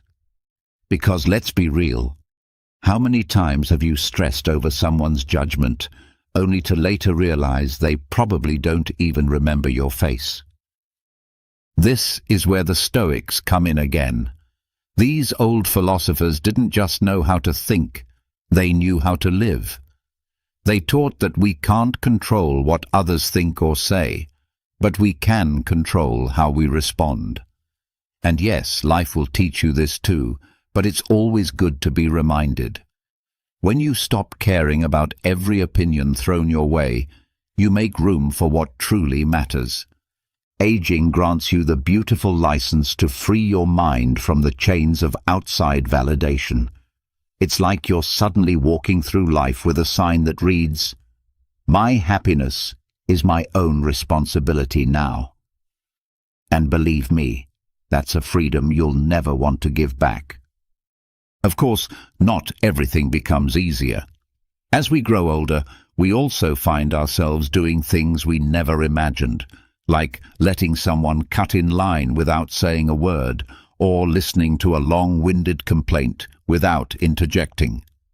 Not because we agree, but because we simply no longer have the energy for those battles. But here's the secret. Aging teaches you which fights are worth it. You learn to let minor annoyances roll off your back like water on a duck's feathers. Growing older isn't just inevitable, it's liberating. It allows you to shed the burden of other people's expectations and start living according to your own values. This doesn't mean you become selfish or reclusive. It means you learn to see clearly what's truly important. So the next time you catch yourself worrying about something that won't matter tomorrow, remind yourself of this incredible power, the power of "I don't care." It's yours now. And as you embrace this freedom, you'll start to realize that living without all that mental noise might be the closest thing we ever get to real peace. As Carl Jung once said, life is far too short to live under the microscope of other people's expectations. We all desire to be attractive. But what if I told you that you could become deeply magnetic without even saying a single word? Yes, that's right. Let's explore how you can develop habits that make you socially appealing in complete silence. Not only that, but we're going to do it through the lens of Stoic philosophy. So, if you're ready to understand how to radiate calm, presence, and power, all while embracing true attractiveness, then stay with me. Stoicism is an ancient philosophy rooted in the idea of living in harmony with nature and fully accepting the things we cannot change. It's a path of inner strength, discipline, and wisdom. And these principles can be incredibly effective when it comes to attraction. Because let's be honest, being attractive isn't just about physical appearance. It's about how you behave, how you carry yourself, and how you feel within. Let's break this down into key habits you can cultivate to become quietly captivating. We'll be diving into ideas like confidence, serenity, presence, and more. Each of these habits will be deeply grounded in Stoic thought, and I'll share powerful quotes from famous philosophers that bring each idea to life.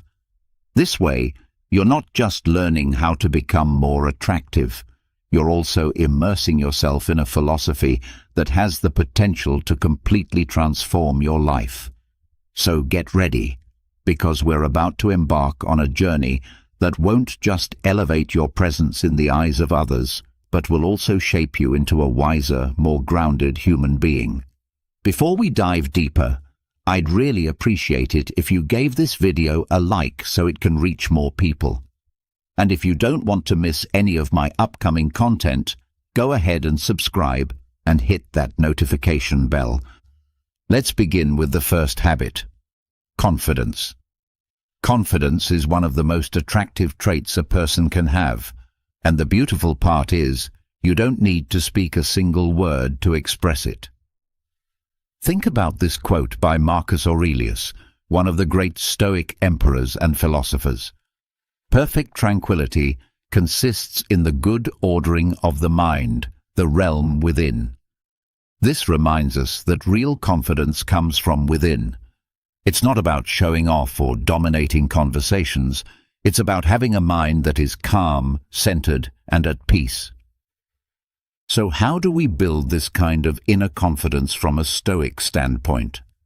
First, it's essential to understand that confidence isn't about knowing everything or being superior to others. It's about being comfortable with who you are, embracing both your strengths and your flaws. One powerful practice you can adopt is daily meditation. You don't need hours, just a few minutes a day, can have a huge impact. Meditation allows you to connect with yourself, settle your mind, and discover that deep inner stillness Marcus Aurelius spoke of. Over time, you'll notice that you enter social situations with more ease and presence because you've already done the inner work. Another important practice is self-reflection. Take time at the end of each day to look back on your actions and thoughts. What did you handle well? What could you improve? This habit of reflection helps you understand yourself more deeply and creates a foundation of inner strength that builds genuine confidence. This is where Stoicism truly shines. The Stoics teach us to concentrate on what's within our control and to let go of what isn't. So instead of obsessing over how others perceive you, focus on how you show up, your behavior, your character, your principles. This shift in mindset won't just increase your confidence, it will also make you much more attractive, because people can sense when someone is at peace with themselves. Always remember, true confidence is quiet. You don't need to announce your achievements or seek validation. Just be present, be real, and stay internally calm. People naturally gravitate toward those who exude this kind of self-assured, centered energy. Now let's move on to the second habit. Tranquility. Tranquility is an incredibly magnetic quality. When you're calm, you send out signals of security and stability, and that's something many people find deeply attractive. Epictetus, another brilliant Stoic thinker, once said, "It's not what happens to you, but how you react to it that matters." This powerful idea teaches us the importance of staying composed and emotionally balanced, no matter what's going on around us. That kind of poise is a true sign of strength. So how can we cultivate more tranquility in our lives? One highly effective method is to practice mindful breathing. When you feel anxious, overwhelmed, or emotionally unsettled, take a pause. Focus on your breath. Inhale deeply through your nose. Let your lungs fill with air, then slowly exhale through your mouth. Repeat this a few times until you feel your mind begin to settle. This simple act of breathwork can instantly bring you back into a state of presence and peace. Another essential practice is learning to accept what you cannot control. Stoicism reminds us that many events in life, like the weather, traffic, or other people's opinions, are outside our influence. So instead of wasting energy getting frustrated, choose acceptance. Ask yourself, is this within my control? If the answer is no, then let it go. This habit of surrendering to what is can not only reduce your stress, it can also give you a quiet, grounded aura that draws people in. Your sense of tranquility also shows up in your body language. Standing tall with relaxed shoulders, steady eye contact, and slow, purposeful movements sends a message of calm and self-possession. Even without words, your demeanor can tell the world, I am at peace, I am centered. And that's what makes you so attractive in silence. You're not chasing approval, you're not trying to impress. You are simply grounded in who you are. And that stillness, it speaks louder than words ever could. Your gestures and movements should be slow, intentional, and free from haste or nervousness. Maintain eye contact with others, but do so in a natural and effortless way. Never force it. All these subtle cues send a powerful message that you are at ease with yourself and with your surroundings. Calmness is not just a state of mind, it's a visible expression of inner control. When someone displays serenity, it signals that they are not only in command of their emotions, but also able to influence the environment around them. People are naturally drawn to those who can remain composed amidst turmoil because they radiate safety and confidence. Always remember that being calm does not mean being indifferent. It means maintaining a peaceful presence and exercising mastery over your emotional state. This quiet composure speaks volumes about your character without a single word. Let's now move to the third habit: presence. Presence is one of those intangible qualities that can be hard to describe but unmistakable when witnessed. It's the ability to be fully engaged in the current moment, to be truly involved with the people and situations right in front of you. The Stoic philosopher Seneca once remarked, "To be everywhere is to be nowhere." This profound statement highlights how dividing your focus among too many things ultimately means you're not giving your full attention to anything.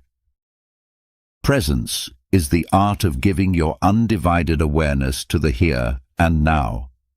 To nurture this presence, begin by practicing active listening.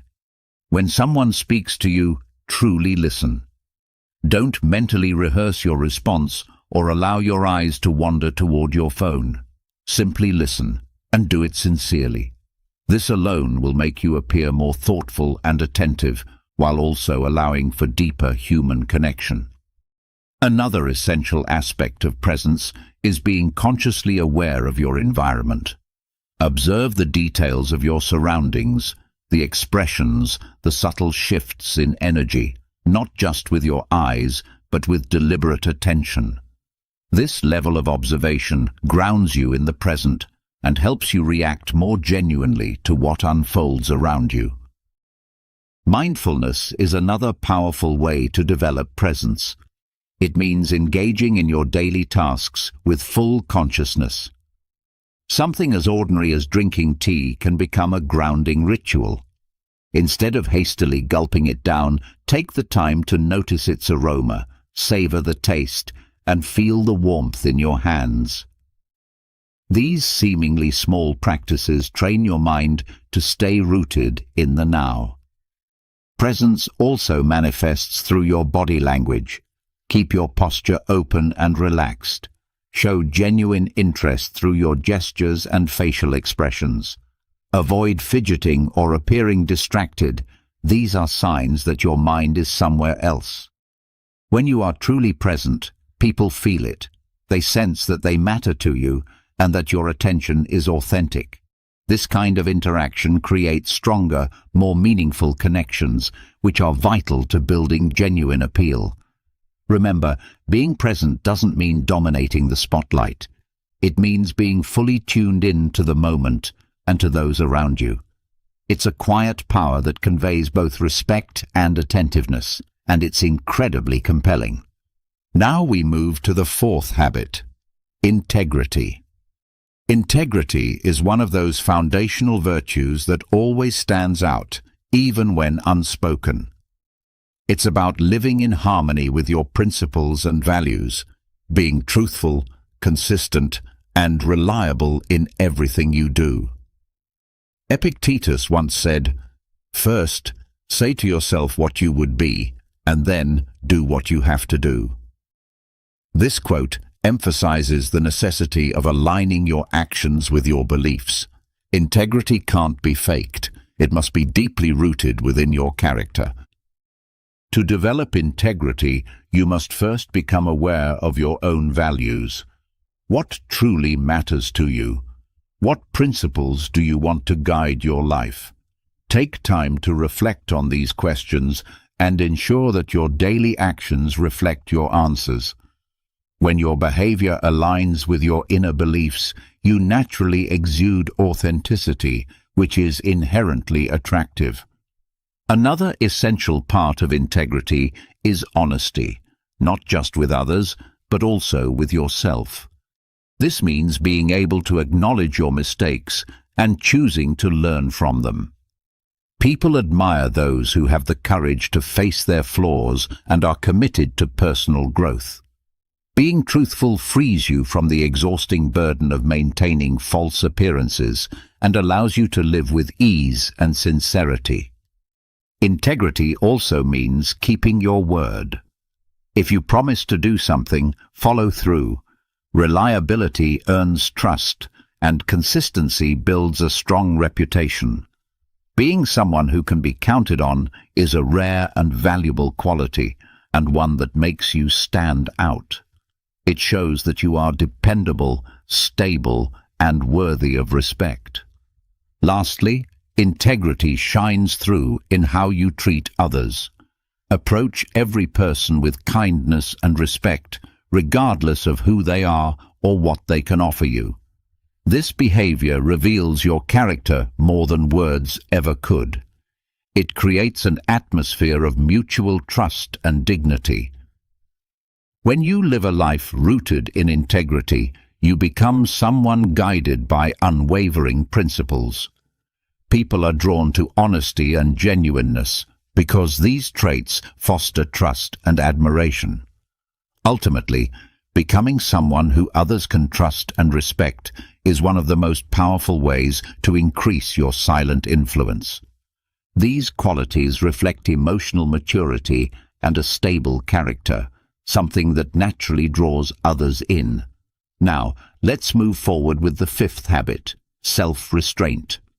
Self-restraint, also known as self-control, is a vital quality that not only enhances your personal appeal, but also reveals a profound inner strength.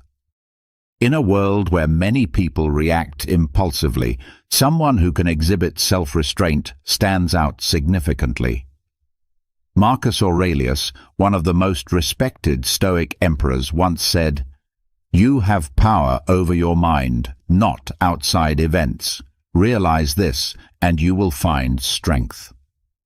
This timeless wisdom reminds us that while we cannot control everything happening around us, we do have control over how we respond to those events. So, how do we cultivate self-restraint? The first step is learning to recognize your emotions without allowing them to overpower you. When you find yourself in a tense or triggering situation, take a brief pause to breathe deeply and observe your feelings before responding. This simple act can help you remain composed and prevent you from doing or saying something that you might later regret. Another essential way to nurture self-restraint is by practicing patience. In our fast-paced world, where instant gratification is often the norm, learning to wait can become a powerful form of discipline. Patience reflects the ability to delay immediate desires in pursuit of something more meaningful and enduring. It's a quiet strength that shows you're not controlled by your impulses. Moderation is also a critical part of self-restraint. This doesn't mean you must deny yourself the things you enjoy. It means finding a healthy balance. Whether it's food, social media, or any other form of pleasure, practicing moderation allows you to stay in control rather than becoming consumed by indulgence. Self-restraint also shows itself in how we handle criticism and conflict. Instead of reacting with defensiveness or anger, strive to listen actively and consider other people's perspectives. Responding calmly and thoughtfully not only reflects emotional maturity, but also portrays you as someone who is trustworthy and respectful. It's important to remember that self-restraint is not about suppressing emotions, but about managing them effectively. It signals that you have control over yourself, a trait that is immensely attractive. People naturally admire those who can remain composed and respond with thoughtfulness in all situations. Now, let's continue with the sixth habit, gratitude. Gratitude is a powerful virtue that can change both your life and the way others perceive you. Too often we focus on what we lack or desire, overlooking the many blessings we already have. The Stoics emphasize the importance of appreciating what's in front of us. Seneca once said, "It is not the man who has too little, but the man who craves more that is poor." This quote teaches us that true wealth lies in valuing what we have, not in endlessly chasing more. Gratitude shifts our mindset toward positivity and helps us cultivate an inner sense of peace and contentment. So, how can we actively develop a grateful heart?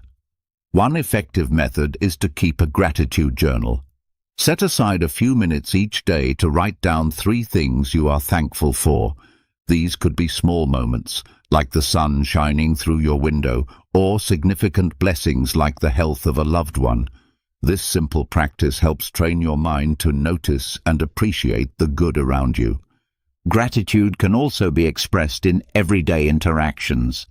Be thankful for the people around you, from family and friends to strangers who assist you throughout the day. A sincere thank you may seem small, but it can leave a lasting impression and show others that you truly value their efforts and presence. Another meaningful way to practice gratitude is through daily reflection. Take a moment each day to think about the good things that happened. Even on hard days, seek out at least one positive detail. This consistent attitude of thankfulness makes you more positive and optimistic, traits that naturally attract others. When you embody gratitude, you radiate a kind of energy that draws people in. Those around you feel uplifted and appreciated, sensing your deep appreciation for life. Furthermore, a grateful attitude builds resilience by helping you focus on what's still good, even during tough times. Gratitude is more than just saying thank you. It's about living with a deep sense of appreciation and recognizing the value in both the big and small parts of life. It not only brings more joy and satisfaction to your life, but it also makes you more appealing and pleasant to be around. Now, let's move on to the 7th habit, humility. Humility is a virtue that is often misunderstood, yet it holds incredible power. Being humble doesn't mean thinking less of yourself. It means thinking of yourself less and being more mindful of others. Epictetus once said, "It is impossible for a man to learn what he thinks he already knows." This quote reminds us that humility is essential for personal growth and continuous learning. True humility involves acknowledging that we don't have all the answers and that there is always something new to understand. It's the openness to learn, the willingness to listen, and the courage to admit when we're wrong. These qualities don't make you weak, they make you wise. Humility creates space for growth, connection, and meaningful relationships. In a world where ego often dominates, a humble person stands out, not through loudness or showiness, but through quiet strength and grounded confidence. It's not about downplaying your worth, but about lifting others up while staying rooted in who you truly are.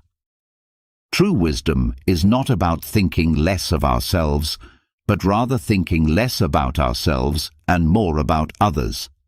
As Epictetus, the great Stoic philosopher, said, "It is impossible for a man to learn what he thinks he already knows." This powerful quote emphasizes that humility is a crucial part of growth. It involves acknowledging that there is always something to learn, and it is an acceptance that we do not hold all the answers. This mindset opens the door to continuous learning, personal development, and the deepening of wisdom. So, how do we cultivate humility? First, we must embrace the fact that we don't know everything. This is often one of the hardest lessons to learn, especially in a world that pressures us to appear knowledgeable or expert in everything. But recognizing and admitting our limitations does not make us weak. Rather, it makes us more approachable and open to learning. It also invites new opportunities for personal growth. Another way to nurture humility is by listening more than we speak. Giving others the opportunity to share their experiences and insights without interrupting or imposing our own perspectives is a powerful practice. True listening comes with the intention to understand, not merely to respond. This kind of deep listening demonstrates respect and consideration for others, which is an essential aspect of humility. Humility also manifests in how we treat others, regardless of their status or position. Every person we encounter has a unique story and valuable experiences to offer. When we treat everyone with equal respect and dignity, it shows that we appreciate people for who they are, not for what they can do for us. This attitude fosters a sense of equality and understanding, making it incredibly attractive because it conveys genuine appreciation for others. It is also important to learn from our mistakes. Nobody is perfect, and everyone makes mistakes, but how we respond to them makes all the difference. Instead of defending ourselves or making excuses, practicing humility means admitting when we are wrong and showing a willingness to learn and improve. This ability to be vulnerable and honest about our failures reflects great strength, not weakness. When we consistently practice humility, we become more approachable and authentic. People feel comfortable around us because they don't have to worry about impressing or competing with us. Humility creates a space of acceptance and understanding, which in turn makes us more relatable and trustworthy. It is essential to remember that humility is not a sign of weakness. On the contrary, it signifies true strength and self-assurance. Humility forms the foundation of a life rich in meaningful relationships and personal growth. Moving on, we come to patience, which is another virtue that, although often underestimated, has a profound effect on how we are perceived by others and how we navigate our daily lives. Seneca, a renowned Stoic philosopher, said, "Time reveals the truth." This timeless piece of wisdom reminds us that good things often take time, and the clarity and truth we seek are typically unveiled through patience and perseverance. Patience is the ability to wait calmly without frustration, accepting that things take time and remaining composed during that waiting period. To cultivate patience, the first step is to shift our perspective on time and expectations. We live in an era of instant gratification where everything seems to be at our fingertips. However, the most valuable things in life usually require time, effort, and careful consideration. Acknowledging this reality is the first step in developing patience. Another effective way to practice patience is through mindfulness and meditation. These practices help us remain present in the moment and resist the urge to rush ahead toward the future. When we feel impatience creeping in, taking a moment to breathe deeply and focus on the present can help center our minds. Regular meditation can train us to be more patient and less reactive to the stresses of life. Furthermore, we can practice patience in our daily lives by engaging in simple acts such as waiting in line without reaching for our phones, listening intently to someone without interrupting, or completing a task without rushing. These small acts of patience may seem insignificant, but over time they accumulate and strengthen our ability to remain patient in larger, more important situations. It is essential to remember that patience is not just about waiting, it is about how we wait. Maintaining a positive attitude and staying calm during moments of waiting demonstrates maturity, self-control, and inner strength. People are naturally attracted to those who can handle waiting with grace and calmness because it indicates confidence in the process and trust in the timing of life. When we embody patience, we project an image of someone who is balanced, confident, and in control of themselves. Today, we're diving into a topic that I'm sure many of you will find very interesting: how to detoxify our minds and stop overthinking everything.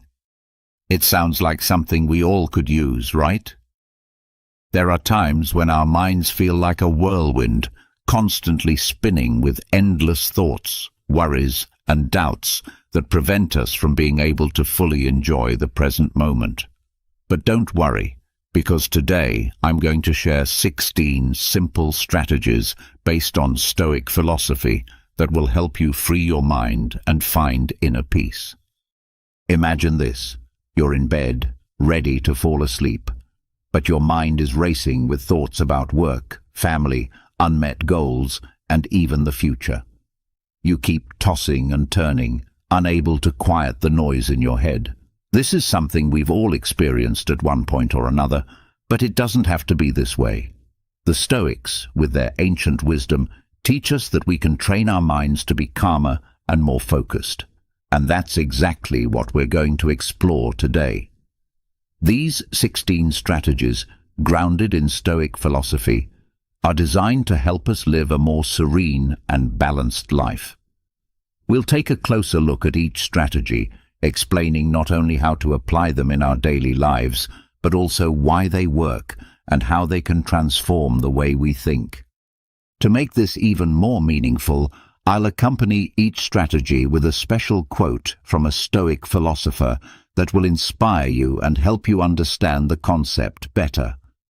Let's start with the first strategy: the power of positive affirmations. This may sound simple, but it's often overlooked, and yet it can have a great impact. Seneca, a well-known Stoic philosopher, once said, "The greatest part of happiness depends on our disposition, not our circumstances." Positive affirmations are statements we repeat to ourselves with the intention of fostering a positive mindset and empowering ourselves.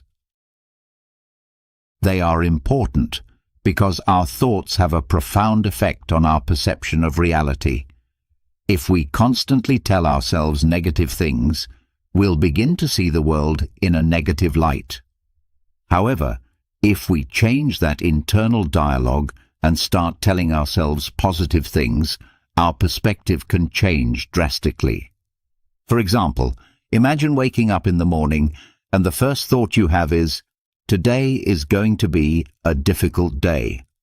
That thought will likely influence how you approach the rest of your day.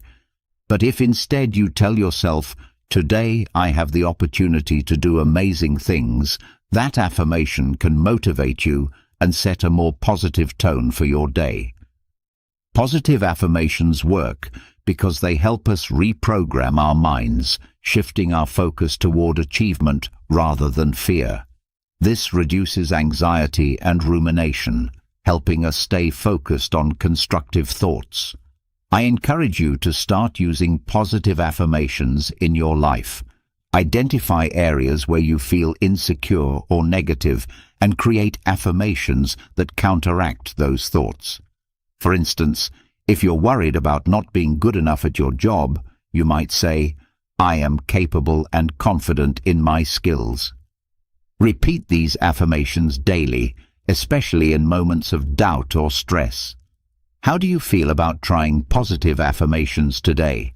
I encourage you to pick one that resonates with you and start using it. Now, let's move on to the second strategy: simplifying your life. It might seem like an obvious concept, but it's something we often forget to do. Seneca also said, "It is the mind that does good or evil. It is the mind that makes us unhappy or happy, rich or poor." In our modern world, we are surrounded by complexity.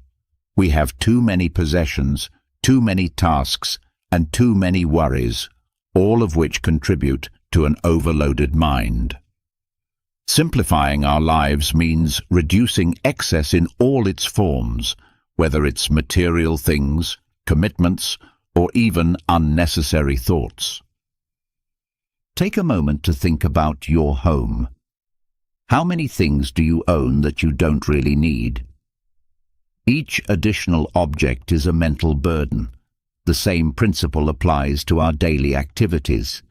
Sometimes we commit to too many things, leaving us feeling overwhelmed. By simplifying, we create more space in our lives and in our minds. This is effective because eliminating unnecessary distractions reduces the number of things we need to think about. The fewer things we have to worry about, the fewer decisions we need to make, and the less mental clutter we have to manage. This opens up more time and energy to focus on what truly matters. Start by decluttering your environment. Get rid of things that you don't need or that don't bring you joy. Then take a look at your commitments and see if there's anything you can simplify or delegate. Lastly, try simplifying your thoughts by practicing mindfulness and focusing on the present moment. This will help reduce mental clutter and bring a sense of calm to your life. Let's move on to the third strategy, limiting the information you consume. In today's digital age, we are constantly bombarded with information. While some of it is valuable, much of it is not. This constant influx of information can overwhelm our minds and prevent us from being present. By limiting the amount of information we take in, we can reduce unnecessary distractions and maintain better focus. This approach can be particularly challenging in today's digital age, but it is crucial for our mental well-being. As Marcus Aurelius wisely stated, "The happiness of your life depends on the quality of your thoughts." Our thoughts are deeply influenced by the information we take in, and in a world flooded with constant streams of news, social media, emails and messages, it's easy to feel overwhelmed. All of this competing for our attention can lead to information overload, leaving our minds feeling cluttered and stressed. By limiting the information we consume, we can alleviate this mental noise. To start, be more selective with the sources of information you engage with. Choose only those that genuinely add value to your life, and avoid the ones that only contribute to stress or anxiety. Another effective step is setting time limits for your use of electronic devices. For example, you might decide to check the news just once a day or restrict your social media use to certain times. This approach works because by reducing the information we consume, we allow our minds to breathe and have more space to process the things that truly matter. This creates room for deeper thinking and creativity. The fourth strategy encourages the development of a regular exercise routine, which benefits both our mind and body. Seneca once said, "The mind is anxious for the future, it is miserable." Exercise serves as an excellent way to calm that anxiety and clear our minds. Not only does regular physical activity improve our physical health, but it also has a significant positive impact on our mental health. When we exercise, our body releases endorphins, the chemicals that make us feel good and reduce stress. Exercise can also help us clear our minds as it shifts our focus from worries to movement and breathing. Imagine starting your day with a run, feeling the fresh air against your skin, the rhythmic movement of your feet on the ground, and your mind starting to clear. As you run, the worries about work or personal issues fade into the background.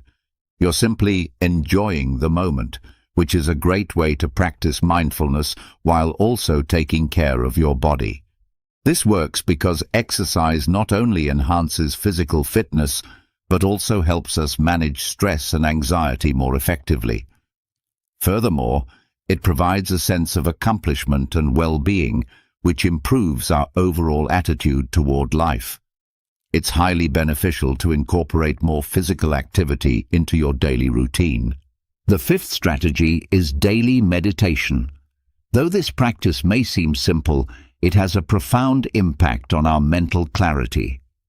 Meditation is a powerful tool to calm the mind and reduce an excess of thoughts. It involves taking some time each day to sit in silence, focus on your breathing, and observe your thoughts without judgment. Through this practice, we train our minds to become more present and less reactive. Picture yourself finding a quiet space, sitting comfortably and closing your eyes. As you breathe deeply, you focus on the sensation of the air entering and leaving your lungs. If your mind starts to wander, you gently guide it back to your breath without self-criticism. This regular practice helps reduce stress and anxiety, allowing you to better manage the challenges of daily life. It works because meditation teaches us to observe our thoughts without becoming attached to them. Over time, this creates mental space, helping us see things more clearly and with less emotional attachment.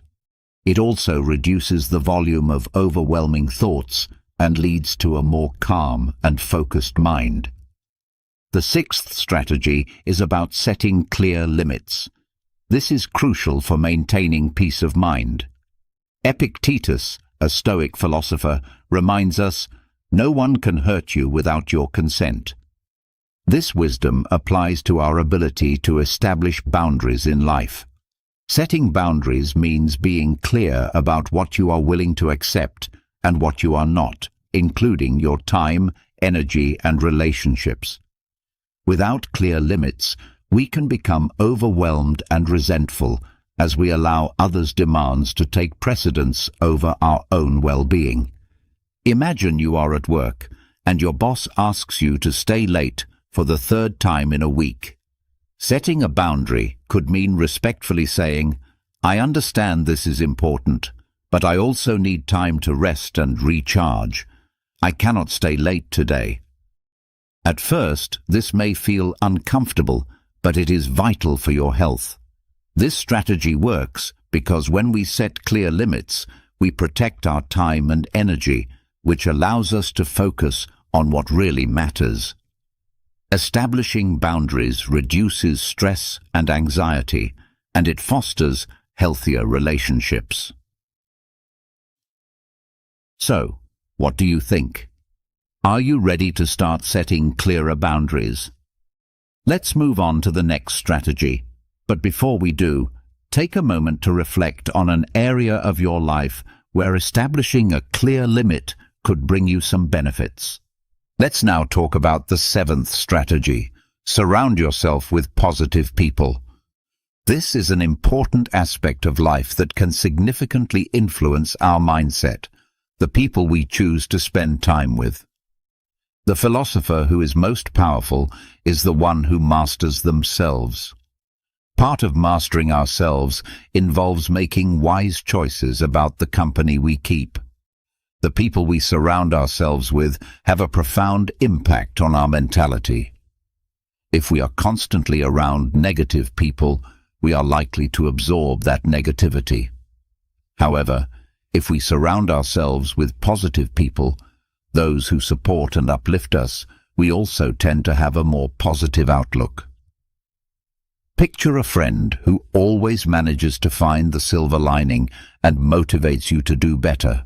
Spending time with such a person can leave you feeling inspired and more confident in yourself. On the other hand, spending time with someone who is always negative and complains about everything can drain your energy and bring you down. Why does this work? Because emotions and attitudes are contagious.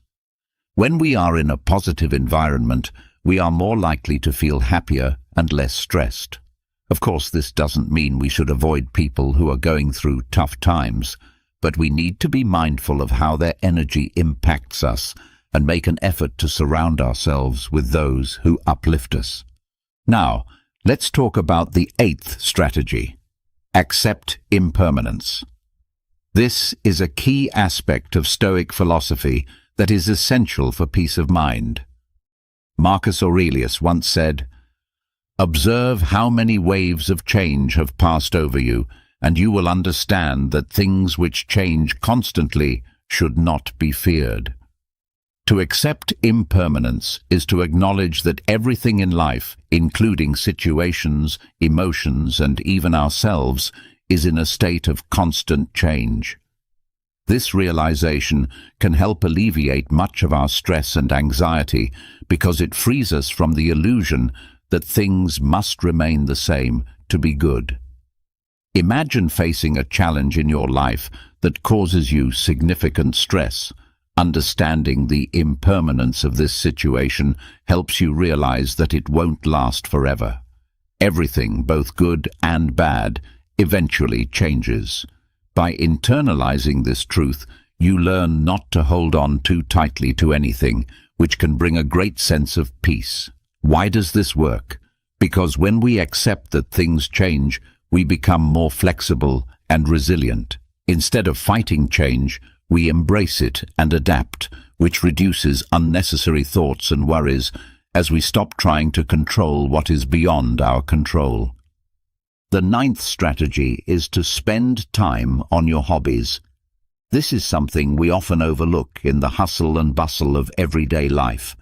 Epictetus reminds us that leisure, when combined with meaningful activities, is essential for a fulfilled life. Our hobbies are the activities we are passionate about and that bring us joy. When we dedicate time to these hobbies, we allow ourselves a break from our daily worries and focus on something that makes us happy. This is not just a mental break, but it can also become a source of inspiration and creativity. Imagine you enjoy painting. If you set aside an hour a day for painting, it can be a wonderful way to clear your mind, express your emotions, and reconnect with yourself. It's not about being the best at your hobby. It's about enjoying the process and allowing yourself that time for self-care. Why does this work? Because when we give ourselves permission to engage in activities that bring us joy, we nourish our soul, reduce stress, and help maintain a healthy balance in our lives. Hobbies also offer an excellent opportunity to practice mindfulness as we become fully immersed in the activity at hand. So, what do you think? Are you ready to dedicate more time to your hobbies? Let's now move on to the 10th strategy. But before we do, think of a hobby that brings you joy and how you can integrate it more regularly into your routine. Now, let's discuss the 10th strategy. Learn to say no. This is something many of us struggle with, yet it is one of the most powerful tools we can develop to protect our peace of mind. As Seneca wisely said, it's not that things are difficult, but that we don't dare to say they are difficult. Learning to say no can help us avoid feeling overwhelmed and resentful. Often, we feel obliged to say yes to every request made of us, whether it's at work, in our families, or within our friendships. However, this can lead to stress and exhaustion. Imagine being asked to take on an additional project at work when you are already at your limit. Saying yes might only add to your stress, but saying no in a firm yet respectful way helps protect your time and energy. Why does this work?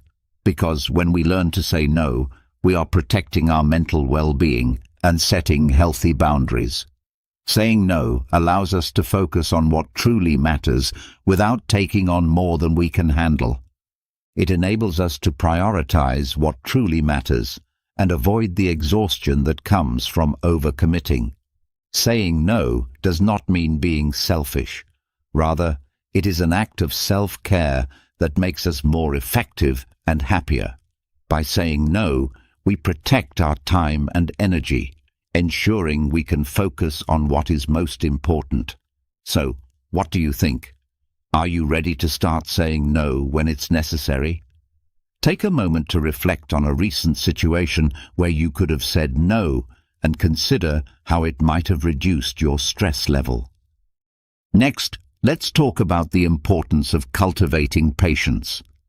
Patience is a key virtue in maintaining serenity and composure in difficult situations. Marcus Aurelius once said that life is more like a battle than a dance, as we must be constantly alert and prepared for unexpected challenges. Patience is the ability to tolerate delays, problems, or suffering without becoming angry or anxious. In today's fast-paced world, where instant results are often expected, cultivating patience is essential for reducing frustration and stress. When we practice patience, we are better able to handle difficulties and reduce overwhelming thoughts. For instance, imagine you are in a long queue waiting for your turn. Instead of becoming impatient, you take a deep breath and use that time to reflect, observe, or simply relax. Why does this work? Because patience allows us to accept things as they are, without trying to force them to be different. This reduces mental resilience and anxiety, helping us make more informed and thoughtful decisions. Reflect on a recent situation where you could have been more patient and how it would have changed your experience. Now, let's explore the 12th strategy: finding time for nature. Spending time outdoors in nature can have a profoundly calming effect on our minds. Nature offers us an opportunity to disconnect from the noise and busyness of everyday life, reminding us of the beauty and simplicity of the world around us. Imagine taking a walk in the park or hiking through the woods. You feel the fresh air, hear the birds singing, and see the greenery surrounding you. This simple act can help clear your mind, reduce stress, and make you feel more connected to the world around you. Why does this work? Because nature has a restorative effect on our brains, helping us relax and recharge. Moreover, being in nature encourages mindfulness as we focus on our senses and the present moment, allowing us to be fully immersed in the experience. Another important strategy is to take a regular digital break. In our digital age, we are constantly connected to our devices, which can lead to information overload and a constantly busy mind. A digital disconnection involves taking a break from electronic devices and the constant stream of information they bring. Imagine spending a whole day without checking your phone, reading emails, or scrolling through social media. At first it might feel strange, but soon you'll notice a sense of freedom and peace of mind. You will have more time to be present, enjoy activities without interruptions, and reconnect with yourself. Why is this effective? Because disconnecting digitally gives our minds a rest from the constant bombardment of stimuli, reducing stress and anxiety. It allows us to be more focused and present in our lives, and also helps us develop a healthier relationship with technology, using it in a more intentional and mindful way. Finally, let's talk about the power of practicing forgiveness. Epictetus taught that it is not what happens to us, but how we react to it, that matters. Forgiveness is not about justifying the negative behavior of others, but about freeing ourselves from the grip of resentment and bitterness. When we hold on to grudges, we keep the wounds of the past alive, which only causes us more pain. Practicing forgiveness allows us to heal and move forward. Imagine that someone has hurt you. Forgiving them does not mean that what they did was right, but it means that you choose not to let that hurt control your life any longer. By forgiving, you release the emotional charge associated with the incident and allow your mind to focus on more positive and meaningful things. These negative emotions consume a significant amount of our mental energy, leaving us drained and focused on the past. By letting go of grudges and choosing forgiveness, we free ourselves from this weight, allowing our minds to focus on the present and on positive aspects of life. This shift not only lightens our emotional load, but also reduces the frequency of negative thoughts. In turn, we can improve our mental health, making room for more positivity and allowing us to live fuller and happier lives. So, what do you think? Are you ready to embrace the practice of forgiveness? Take a moment to reflect on a situation where forgiving someone could have a profound impact on your life, and think about how that could change your experience moving forward. Next, we move on to the fifth strategy: keeping a personal journal. Writing in a journal is a powerful practice that can help you organize your thoughts and emotions. Marcus Aurelius, in his Meditations, demonstrated how writing can serve as a tool for introspection and achieving mental clarity. By regularly recording your thoughts, you give yourself the freedom to express your emotions, helping you understand them better and find solutions to your problems.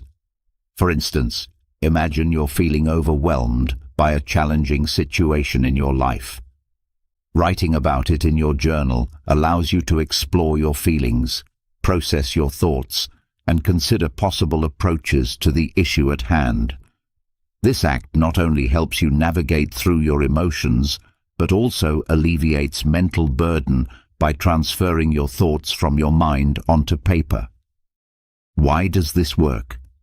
Because writing organizes our thoughts and offers a fresh perspective, which is incredibly helpful for reducing stress and anxiety. Journaling acts as a form of self-therapy, fostering personal growth and enhancing self-understanding. The final strategy we will discuss is practicing self-compassion. As Seneca often reminded us, we suffer more in our imaginations than in reality. Self-compassion involves treating yourself with the same kindness, patience, and understanding that you would offer to a dear friend. When we make mistakes or face challenges, it's easy to become self-critical and harsh on ourselves. However, practicing self-compassion allows us to accept our imperfections and gives us permission to be human. Imagine you've made a mistake at work. Instead of mentally punishing yourself, you decide to be kind to yourself, telling yourself that mistakes are part of being human and that it's important to learn from them and move forward. This approach not only alleviates stress and anxiety, but also cultivates a growth mindset and resilience. Why is this effective? Because self-compassion helps us manage stress and pressure in a healthier way. Instead of adding unnecessary suffering through self-criticism, we support ourselves with understanding and love, which enables us to recover more quickly from setbacks and maintain a calmer, more balanced mind. The world is riddled with traps lurking around every corner, all designed to strip you of your strength as a man. Just take a moment to observe the popular Netflix shows being promoted, or consider the kinds of individuals society now places on a pedestal. Virtually nothing escapes the influence of a larger agenda, one aimed at controlling minds. Men are being conditioned, subtly yet powerfully, to accept weakness as a new norm. There's a well-known story that illustrates this perfectly, a story about a lion that I want to share with you. If this is your first time on my channel, I would truly appreciate your support. Please consider subscribing and liking the video so I can keep bringing you content like this in the future. Once upon a time, there was a mighty lion, feared by all who crossed his path. One day, this lion fell deeply in love with a farmer's daughter. But there was a major obstacle.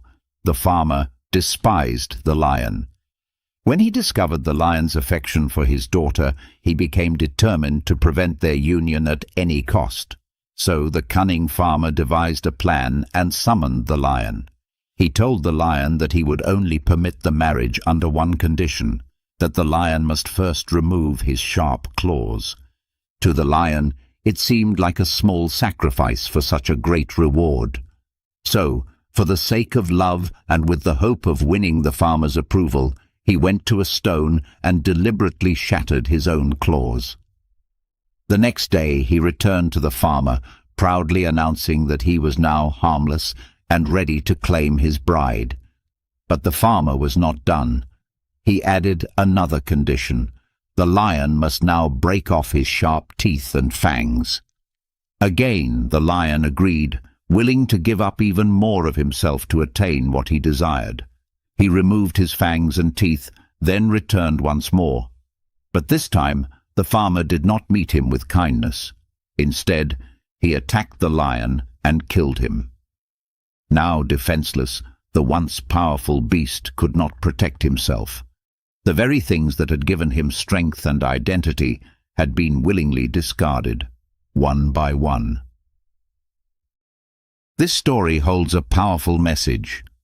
Brothers, the world we live in today is no different.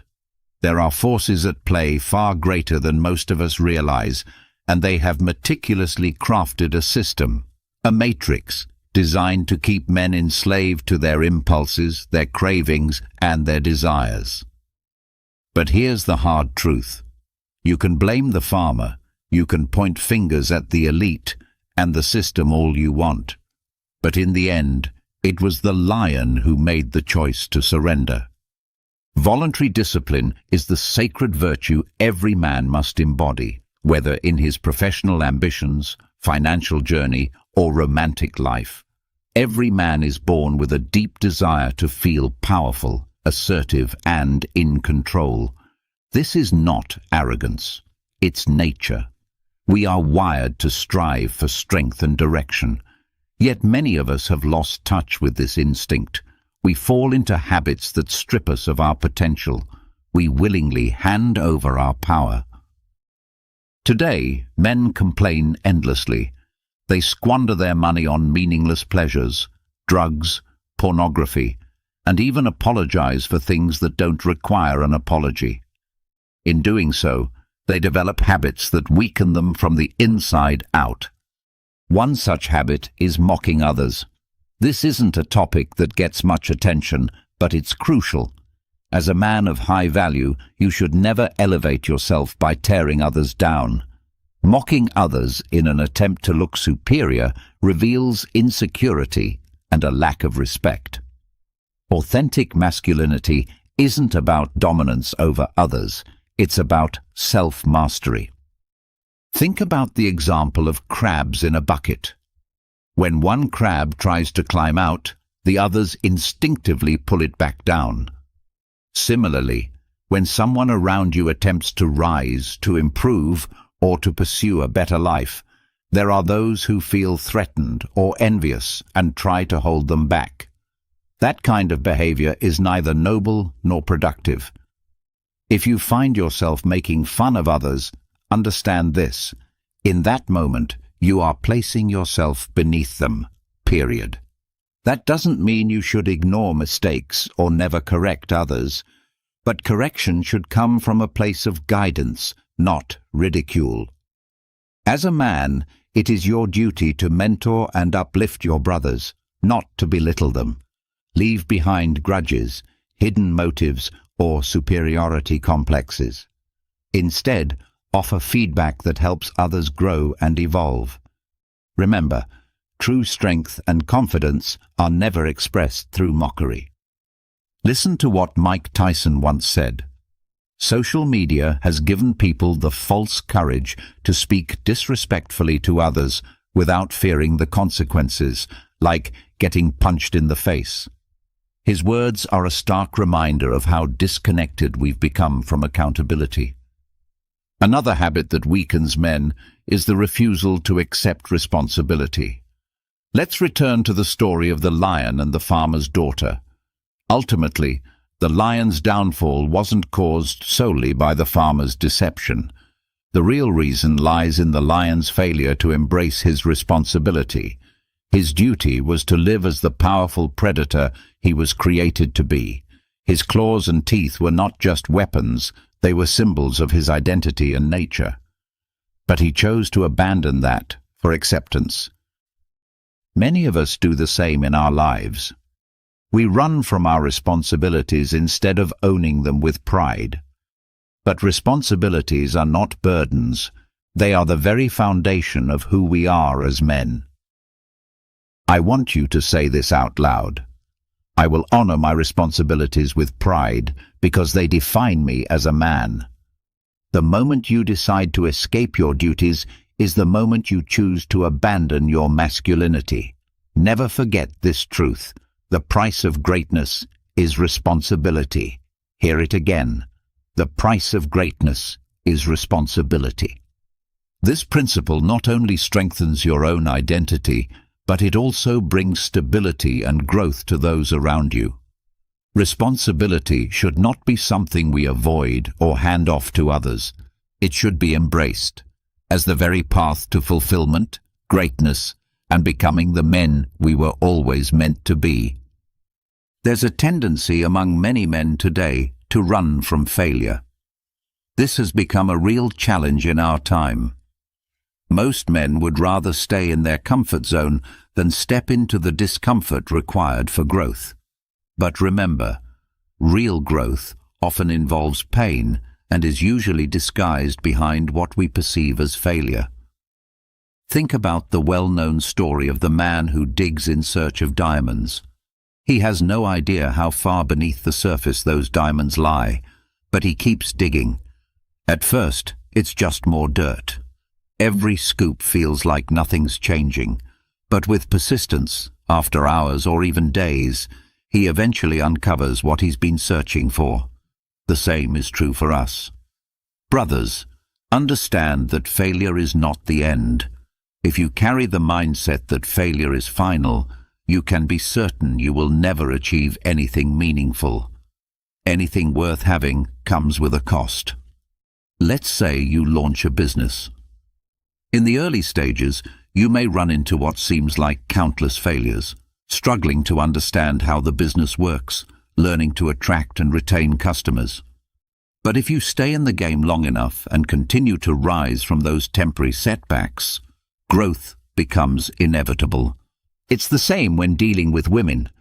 In the beginning, you might come off as awkward or unsure of yourself. You may not know how to carry a smooth interaction, but your success lies beyond those early uncomfortable moments. These are just small prices a man must pay. Strength demands payment, and the payment is often temporary defeat. Many of us were raised to feel ashamed of our mistakes, to fear failure, and to constantly search for someone to blame. It's not my fault, we say. That person is the reason. These are the thoughts of someone who is not willing to take ownership. I want you to remember this quote. Write it down if you must. A weak man is one who blames his failure on the strength of others. Be sure to follow us on TikTok at Daily Stoic, on YouTube, and on all our social platforms, Facebook, Instagram, Twitter. There is another challenge, chasing a mission but blindly following useless or harmful laws. It's easy to spot the difference between a coward and a man of true value. The coward always sides with the majority, even when what they say is obviously wrong. What's worse is that the coward expects men of high value to also submit to these shallow rules and toxic norms. But a man of substance doesn't just follow, he examines, reflects, and decides based on reason and his higher purpose. In today's world, we've been trained not to judge, not to question, and not to stand firm. This mindset is getting out of hand. At this point, many are simply puppets, lab rats of the system, obeying every new agenda and regulation without question. There's nothing wrong with obedience, but only when what you're obeying aligns with your purpose, your calling, and above all, with the law of God. There is no law above that divine standard. Ask yourself, are you easily intimidated? Do you try to please everyone just to avoid confrontation? For some men, learning to say no is incredibly difficult, but if you commit to acting on truth, you'll see that the world doesn't fall apart when you stop complying with everything. I've seen too many men live in fear within their own marriages, acting like their wives are tyrants, afraid to speak their minds or offer correction. That is a perfect example of unhealthy submission, one that strips away masculine strength and leadership. Now let's talk about body language. The concept of nonverbal communication is more important than you might think. This includes things like how you shake hands, your eye contact, the way you sit, how you walk, and how you move when engaging with others. People can often sense whether you're a strong or weak man without a single word being said. In a society that often pushes against traditional masculinity, it's more important than ever for men to be aware of how they carry themselves. Being intentional with your body means consciously projecting strength, confidence, and clarity. Stand tall, walk with purpose. Make solid eye contact when speaking. Be deliberate in your movements and maintain a commanding presence. Your body speaks before your mouth does. It's your first impression, your silent introduction. It has a powerful impact on how people see you and how they treat you. When you present yourself as a man with confidence and strength through your body language, people are less likely to try to exploit or disrespect you. This is a vital skill for any man who wants to succeed in relationships, business, and life in general. Lastly, let's talk about waste, specifically wasting your most valuable years. We often stress on this channel the significance of your younger years, your 20s and into your 30s. These are your golden years, the prime time to build, to establish, and to grow. Think of a farmer planting seeds. He doesn't expect the fruit to grow the next day. In the same way, your 20s should be focused on sowing, emotionally, spiritually, physically, laying down the roots that will define your future. But here's the most important part. Don't expect to reap the rewards right away. Just keep planting. Stay consistent. Keep putting in the work. And before you even realize it, those seeds will begin to bear fruit. Don't rush the harvest. Keep planting, keep building, and before long, you'll find that you've created lush gardens and entire forests, environments that will attract the right kind of people, opportunities, and energy into your life. When I talk about sowing, I'm talking about pushing yourself, testing your limits, and challenging who you are now so that you can grow into who you're meant to become. This doesn't mean you have to grind non-stop, working 24 hours a day, 7 days a week. But it does mean you must remain aware that these early years are when your energy is at its peak, when opportunities to take bold risks are abundant. Take advantage of this season. Especially when you're young, it might feel like you're missing out on social trends or being part of a fast-moving culture when you're choosing instead to invest in yourself. But resist that temptation to blend in or to be distracted. You may not fully grasp it now, but with time and maturity, you'll deeply appreciate the discipline and focus you showed during these early years. To reinforce this truth, listen to what the wisest man who ever lived said about youth. Solomon once wrote these powerful words, "You who are young, be happy while you are young, and let your heart give you joy in the days of your youth. Follow the ways of your heart and whatever your eyes see, but know that for all these things God will bring you into judgment." In other words, enjoy your youth, but also live it with purpose and accountability. Now, let's talk about another common trap, being lazy and unproductive with your time. The way you organize your day, how you manage the hours you've been given, plays a significant role in your personal development. Ask yourself, what time do you go to bed? What time do you get up? How is your day structured? What do you do when you come home from work? These questions are not small details to be ignored until it's convenient. They are fundamental to shaping the life you want. If you're a man seeking growth and success, then every part of your day deserves intentional planning. Consider why the most powerful people in the world are so effective at constructing systems and influence, what some call the matrix. It's because every detail of that system has been carefully planned. In the same way, you must examine your daily life, the people you interact with, the environments you allow yourself to be in, and even the type of content you consume. If you are not intentionally planting strong, purposeful thoughts in your mind, you may unknowingly be giving open access to influences that weaken you from within. Laziness is one of the greatest threats to men today. Many of us have powerful ideas and ambitions about our future, about business, or about the kind of life we want to live. But if we do not take action, those dreams remain unrealized. Laziness has a way of creeping in slowly and subtly.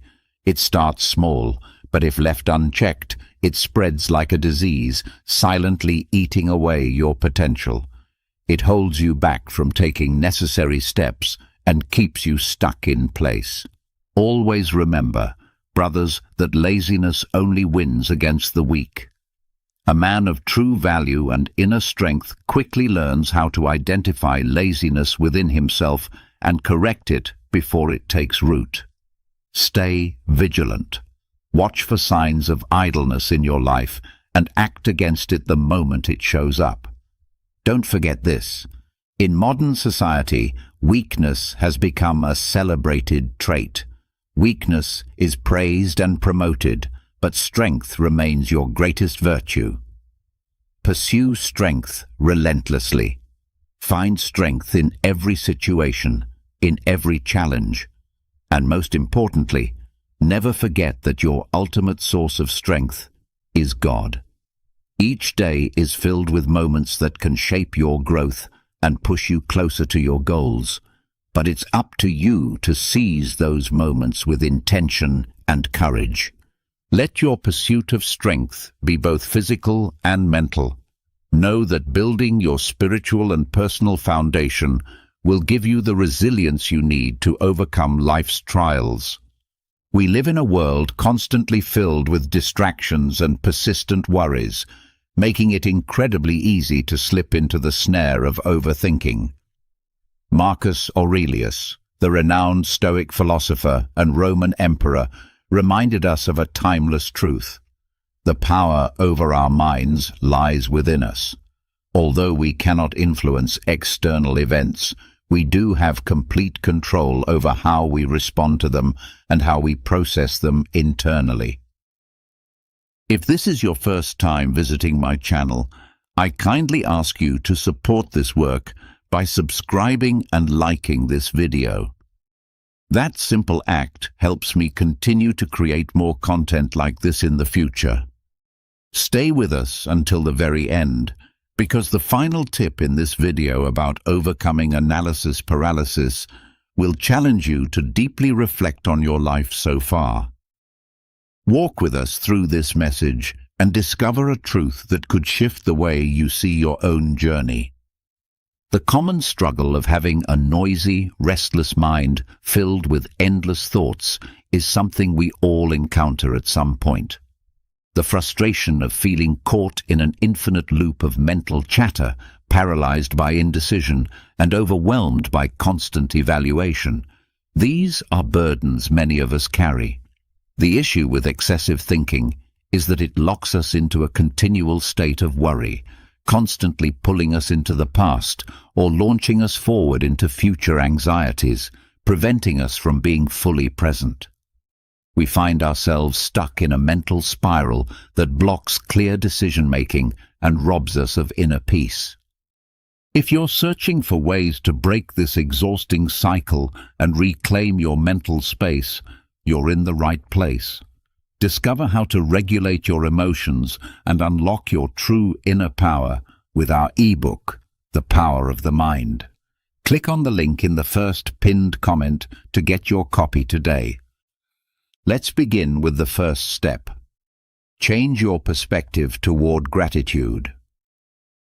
Our minds often lead us astray, pushing us into a maze of over-analysis about what we lack, what might go wrong, or what we have yet to achieve. This endless loop can leave us drained and discontent. Overthinking frequently grows from a mindset focused on what's missing or negative, which overshadows the good already present in our lives. Seneca once said that true happiness lies in embracing the present moment without anxiously waiting for what's to come. This Stoic gem encourages us to shift from a perspective of scarcity to one of abundance. The practice of gratitude invites us to recognize the value in the now, to see the blessings that are already with us, blessings we often overlook when we are preoccupied with worrying about the future. Practicing gratitude draws us out of the ruts in our minds and grounds us in the rich soil of the present, where life truly unfolds. To adopt this shift in focus, start by acknowledging 3 things each day that you are genuinely thankful for. They don't need to be grand. A warm cup of coffee, the soft comfort of your favorite sweater, or a thoughtful message from a friend, all of these qualify. This small, consistent practice helps redirect the mind away from over-analysis and toward appreciation for what is currently in your life. When anchored in gratitude, you begin to quiet the mental noise of excessive thought, while also deepening your appreciation for everyday experiences. Gratitude enhances the positives in life and gradually transforms your inner dialogue from one of lack to one of abundance. Over time, this new way of seeing things can reshape how you approach life's challenges, turning them into occasions to be even more thankful for what is already good in your world. This shift isn't just about feeling better in the present, it's about building a foundation of inner contentment that can carry you through the inevitable highs and lows of life. Next, embrace impermanence and the art of letting go. Let's be honest. Our minds often get stuck in loops, replaying past mistakes or fixating on what might happen next. This mental playground of excessive thought is where ideas become clingy and overstay their welcome. It's a struggle that doesn't discriminate. Whether you're a student stressed over exams, a professional anxious about a big presentation, or simply someone trying to fall asleep while your mind races, the challenge is real. But even in this mental chaos, we can find solace in the wisdom of Epictetus, who once said that a man who fears death will never do anything meaningful while he's alive. Though it might sound intense, at its core, this quote speaks to the essential Stoic idea of impermanence. Everything changes, including those thoughts that seem to have built a permanent home in our heads. Often we treat our thoughts as if they are fixed parts of who we are, as if they are unchangeable. But Stoicism gently reminds us that nothing is truly permanent, not even the thoughts that weigh us down. Letting go doesn't mean giving up. It means acknowledging that we don't need to hold on so tightly. We can learn to watch thoughts pass like leaves floating down a river or clouds moving through the sky, constantly shifting, never staying the same. Accepting impermanence means understanding that our thoughts come and go. They are not eternal. This realization can be a powerful source of hope, especially when you feel stuck in the depths of overthinking. Embracing impermanence in a practical way means forming the habit of letting go, cleansing the mind of thoughts that no longer serve us. This practice not only offers immediate relief, but also plants a deeper awareness that change is natural and necessary. Incorporating this awareness into your daily routine can radically transform your relationship with your thoughts. The goal isn't to forcibly evict them, but to allow them to leave when their time is up. Letting go isn't weakness, it's strength. It's a bold choice to stop letting unnecessary thoughts take up space in your mind for free. As you become more skilled at this practice, you'll begin to notice a quiet, clear space within you, a peacefulness that has always been there, simply hidden beneath the noise. Embracing impermanence isn't just another tool, it's a shift toward a calmer, more present way of living. And finally, remember to stay with us through the end of this journey. The last insight will invite you to deeply reflect on your life so far and open your heart to a shift that could redefine how you see your path ahead. This realization can offer a sense of relief and hope when you find yourself caught in a web of overthinking. To embrace impermanence in practice is to develop the habit of letting go. It's a form of mental decluttering, a conscious act of releasing the thoughts that no longer serve us. You can begin this process by visualizing a river, imagining each thought as a leaf floating on the surface of the water, gently drifting away. Or perhaps see them as clouds, constantly shifting, forming, and then disappearing. This kind of imagery not only brings immediate calm, but also fosters a deeper understanding. The true nature of thought is transitory. Integrating this practice into your daily life can gradually reshape the way you relate to your thoughts. It's not about forcibly pushing them away, but rather allowing them to pass naturally. Letting go is not a sign of weakness or surrender. It's an act of courage. It shows that you are choosing not to let repetitive, unhelpful thoughts occupy your mental space without permission.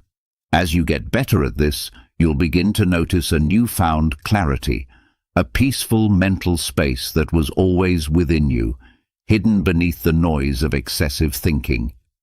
Embracing impermanence isn't just a technique, it's a shift toward a more peaceful, grounded way of living in the present moment. Focus on the effort, not on the outcome. Overthinking often stems from the mind's constant dance with the future, its potential results, its risks, and its relentless possibilities for failure and disappointment. This kind of forward projection can freeze us in fear as we become consumed with the what-ifs and the consequences of our actions, rather than focusing on the actions themselves. We live in a world that is heavily result-oriented, where the ends frequently justify the means. This can lead us to believe that if success isn't guaranteed, then the effort isn't worth it. However, a powerful quote from Epictetus offers a clear directive. Don't explain your philosophy, embody it. Stoicism teaches us to focus our energy on our intentions and efforts rather than outcomes, because outcomes are often beyond our control. This doesn't mean we shouldn't have goals or dreams, but it emphasizes that the true worth lies in how we pursue them, the quality of our efforts, the sincerity of our actions, and the virtue with which we walk our path. Whenever you find yourself caught in the loop of overthinking about possible results, try redirecting your thoughts to the effort itself. Ask yourself, am I giving my best? Am I acting with integrity? Am I staying aligned with my core values? This mindset is all about being present in the process, showing up fully, doing the work, and knowing that's where your responsibility ends. Focusing on effort can liberate us from the burden of over-analyzing. It allows us to live in the moment and give our best without the looming pressure of future uncertainties clouding our experience. This change in mindset transforms every action from being merely a step toward a goal into a reflection of your character and dedication. When you shift your focus in this way, your journey ceases to be just a path to a destination and becomes a meaningful expression of living with purpose, where every step is a success in itself. These three strategies open the door to new insights.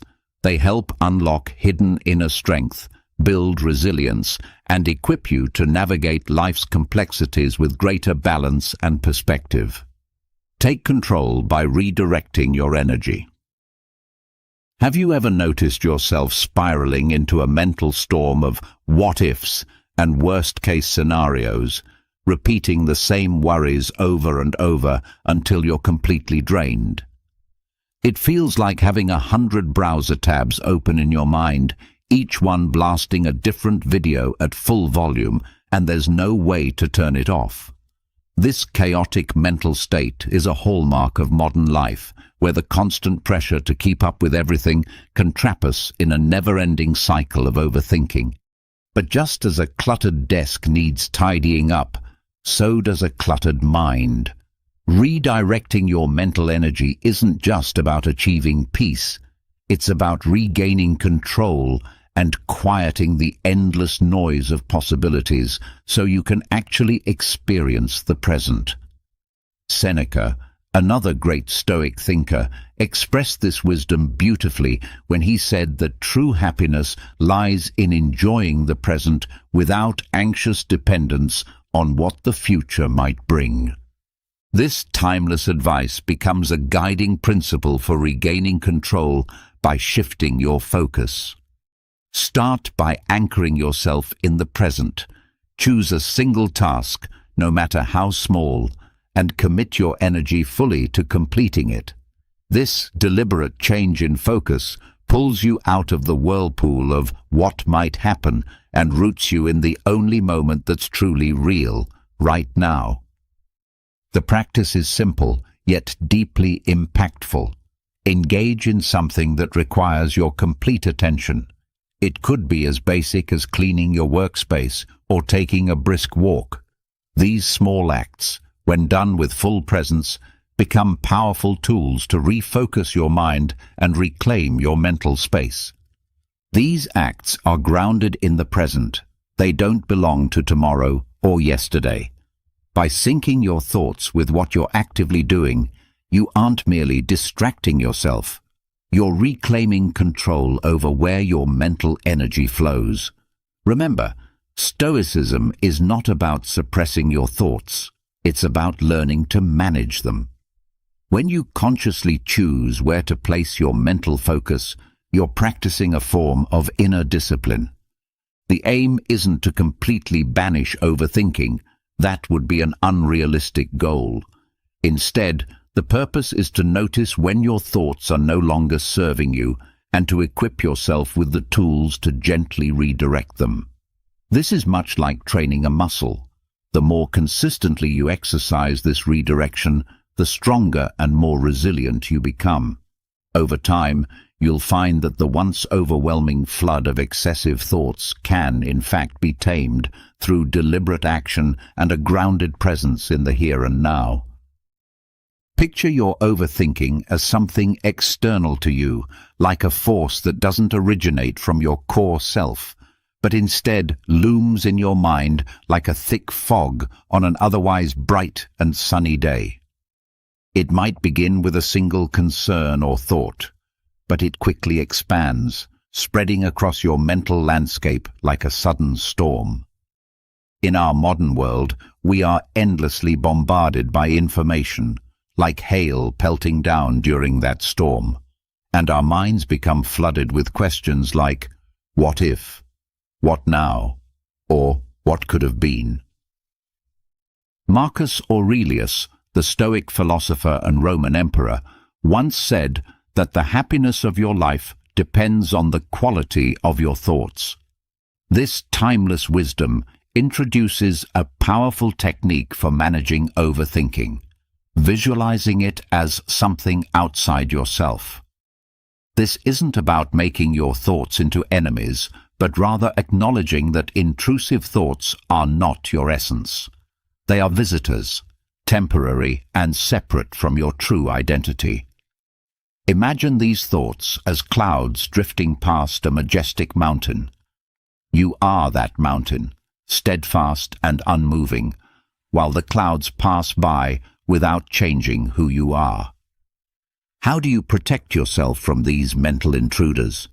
Stoicism encourages us to observe them without becoming emotionally entangled. You might picture these thoughts inside a bubble and watch them float away from you.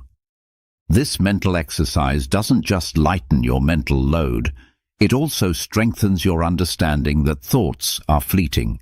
They only gain the power to disrupt your peace if you choose to hold on to them and grant them that authority. Practicing this form of visualization builds a mental reflex that helps you release these thoughts before they escalate into emotional storms. As you become more skilled at distinguishing yourself from the chaos of excessive thinking, it gets easier to recognize that you are not merely the sum of your thoughts. This awareness acts like a protective shield, like wearing earplugs in a loud, crowded place. It's a deliberate and continuous effort, one that strengthens with consistent practice. When you find yourself slipping back into overthinking, pause and visualize that thought as nothing more than noise, detached from your core self. Doing this isn't just a way to defend against mental clutter, it's a declaration that you're reclaiming your mental space and your inner peace, step by step. Every time you apply this technique, you're enhancing your ability to stay calm and rooted, even amidst internal chaos. It's a reminder that you can find serenity, not by eliminating thoughts, but by changing your relationship with them. Stay connected with us on our Stoic daily accounts on TikTok, YouTube, and other social platforms like Facebook, Instagram, and Twitter for more wisdom. Another powerful method to manage overthinking is to create a designated worry period. Worrying is part of the human experience. These concerns often linger at the back of our minds, like the constant hum of a refrigerator, sometimes barely noticeable, yet always present. Such worries can hijack your thoughts at any time, when you're trying to work, spending time with friends, or attempting to fall asleep. It feels as though your mind is a stage, and worries are uninvited actors barging in without warning. But let's reflect on this bold insight from Epictetus, the Stoic teacher.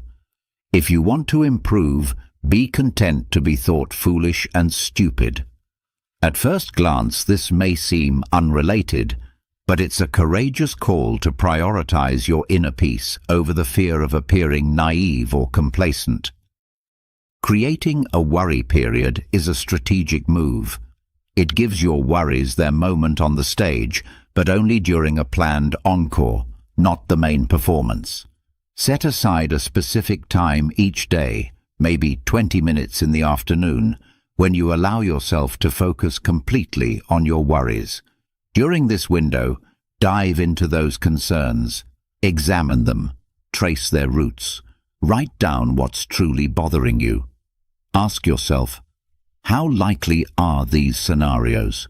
What actions can I take, if any? This focused session often reveals that many of your fears are like shadows, large in appearance but lacking substance. By confronting them intentionally, you strip them of their power. They lose the ability to lurk in the background, stealing your peace when you least expect it. Practicing this technique doesn't mean you give in to worry. It means you take control of when and how it enters your life. And with each passing day, as you consciously engage with your thoughts rather than letting them run rampant, you become more capable of navigating life with clarity, strength, and calm. Engaging in this deliberate practice helps train your mind to understand that there is a designated moment to worry, and that moment is not supposed to span across your entire day. When the set time for worrying is over, you move on with your day. You've acknowledged your concerns, given them a space to breathe, and now it's time to let them go. By compartmentalizing your worries this way, you reclaim control over your time and energy.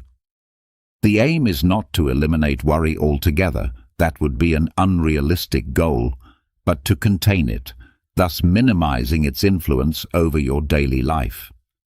This method is like tidying up your mental space. It's about organizing your thoughts, placing each one where it belongs, and enjoying the serenity that comes with a clutter-free inner world. Often, you'll find that these concerns lose their intensity once they're not allowed to wander unchecked. Life begins to feel a bit lighter, a bit more bearable, and even more enjoyable. When overwhelmed by a storm of thoughts, break them down into manageable actions. Overwhelming thoughts can hit like an emotional avalanche, making us feel as if we're carrying the weight of a boulder on our backs. Our problems seem to carry the weight of the world, and we find ourselves buried under the thick fog of our own minds. This experience isn't unique to you. It's a shared part of being human, and it's intensified by the modern world's constant demands to excel in every area: work, relationships, personal development, and social image. This relentless pressure can leave us paralyzed by fear and indecision. But there's a way through. Marcus Aurelius, the Stoic emperor, once said, "The impediment to action advances action. What stands in the way becomes the way." This profound idea serves as the foundation for a vital technique, converting overwhelming thoughts into clear, actionable steps. When your mind is entangled with a massive worry or a complicated issue, don't try to solve it all at once. Instead, break it into smaller, doable tasks. Ask yourself, what is the next step I can take? Not the 10th, not the 5th, just the very next one. It might seem minor, but it's incredibly effective. By focusing on this one step, you redirect your energy from anxiety into productive motion. It's like working out a huge knot, loosening it strand by strand. This doesn't mean ignoring the complexity of your problems. It means tackling them with purpose, precision, and patience. Every small action builds momentum, and as you move forward, you'll look back and realize that what once felt like an immovable boulder is now just a collection of small pebbles. You've progressed, one step at a time. This approach cultivates patience, endurance, and faith in your ability to deal with difficulties. What once seemed impossible becomes something you've already moved past. Overthinking transforms into clarity and a sense of accomplishment. Sometimes, the key to escaping the maze of overthinking lies beyond yourself. Seeking wisdom outside your own mind is essential when you feel trapped in an endless spiral of thoughts. Often, our minds become so tangled that every attempt to think our way out only deepens the confusion. We try to solve the puzzle with the very thoughts that caused the problem, only to find ourselves stuck in a loop. This is the true essence of overthinking, a mental cycle that begins and ends within your own thought patterns, rarely offering clarity or escape. A wise man once gave his friend powerful advice. In all things, especially when they concern your own issues, seek counsel from others, because your own self-love can cloud your judgment. Simple yet profound, this insight reminds us that outside perspectives can serve as a guiding light through the murky waters of mental chaos. Stoicism encourages us to look beyond ourselves when we're caught in the loop of excessive thought. That insight might come from a trusted friend with a fresh perspective, a mentor offering experienced guidance, or even the timeless wisdom found in great books. In today's world, applying this principle is more important than ever. Reach out to those you trust and respect. It might be someone in your personal circle or a professional who can help you navigate your challenges. Sharing your thoughts not only clarifies them as you speak, but also invites constructive feedback, insights you might miss when lost in your mental storm. This approach offers more than just practical advice. It reminds us of the value of human connection. When we share our burdens, they often feel lighter. This isn't a sign of weakness. It's a recognition of the collective strength we have as social beings. Seeking wisdom outside yourself honors the truth that while we think alone, we grow and heal together. This is not about helplessness. It's about recognizing that collective wisdom and support have real power. Let the insight of others be the light that leads you out of the dense fog of excessive thoughts. With each genuine conversation, the mental puzzle begins to feel less complicated, not necessarily because the problems have changed, but because you are no longer burdened by them alone. In the presence of connection and shared understanding, even the most complex issues become more manageable. Together, solutions emerge, answers that might have remained hidden if you tried to face everything in solitude. When you embrace the support of others, you unlock a source of strength that allows you to confront intricate challenges with new perspective and resilience. It is in this unity that you often find clarity, guidance, and the courage to keep going. Practicing voluntary discomfort is a powerful method for breaking free from the loop of overthinking that often traps us. When we are confronted with uncomfortable changes or uncertainties, our minds tend to spin endless scenarios, attempting to predict every outcome and prepare for every possible unease. This relentless mental rehearsal can drain us, keeping us stuck within the perceived safety of our comfort zone, a zone that becomes a kind of mental prison where personal growth halts and anxiety grows stronger. But intentionally choosing to face discomfort helps train the mind to handle uncertainty and lessen the grip of over-analysis. This isn't about suffering for its own sake. It's about growth through small, deliberate actions that stretch you beyond your usual routines. Start with something simple. Take a cold shower, go to sleep without your pillow, or choose to walk instead of drive. These minor disruptions challenge the automatic patterns of your daily life, teaching you to sit with discomfort and observe what it reveals, without judgment or panic. It's essential to remember that this is not a punishment. Rather, it's a way of showing your overactive mind that discomfort isn't as dangerous as it seems. In fact, it becomes familiar with repeated exposure, and your mind begins to relax. You respond more calmly to change, focusing not on what is beyond your control, but on your own reactions and mindset. Voluntary discomfort has a paradoxical power. It strengthens you by teaching you resilience in the face of unpredictability. Over time, this practice develops an unshakable inner strength, a stable core that doesn't crumble with the natural ups and downs of life. You become more capable of handling difficulties, more accepting of uncertainty, and more at peace amid chaos. Eventually, this habit brings you a deep sense of confidence and emotional strength, touching every part of your life. When you find yourself caught in a storm of excessive thoughts, it often means you've become too focused on the fine details of life. The broader perspective gets lost, and your thoughts start spiraling into, "What if this happens?" or "What if that fails?" Each question pulling you deeper into mental overload. Even small issues can start to feel enormous and suffocating. Seneca once reminded us that life is not short because we lack time, but because we squander it. This reflection pushes us to think deeply about the fleeting nature of life. Every moment spent in overthinking is a moment we are not fully living.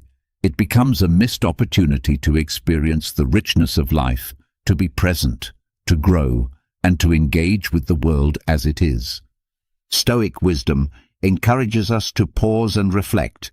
Will these worries matter in the bigger picture of your life? Will they hold any real weight as time passes? Often the answer is no. That realization can be incredibly freeing. It invites us to take a step back and view our lives as a whole, to see how many of our current fears and doubts are temporary and, in the grand scheme, often insignificant. When you're overwhelmed by your thoughts, take a moment to breathe and remember, life is brief.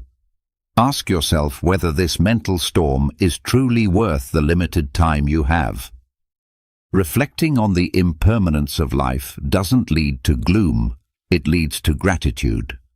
It helps you realign your focus toward what really matters, living with intention, cherishing the present, and letting go of what doesn't serve your peace. This shift in mindset is a powerful remedy for overthinking. It gently pulls your attention back to the here and now, reminding you to experience life fully.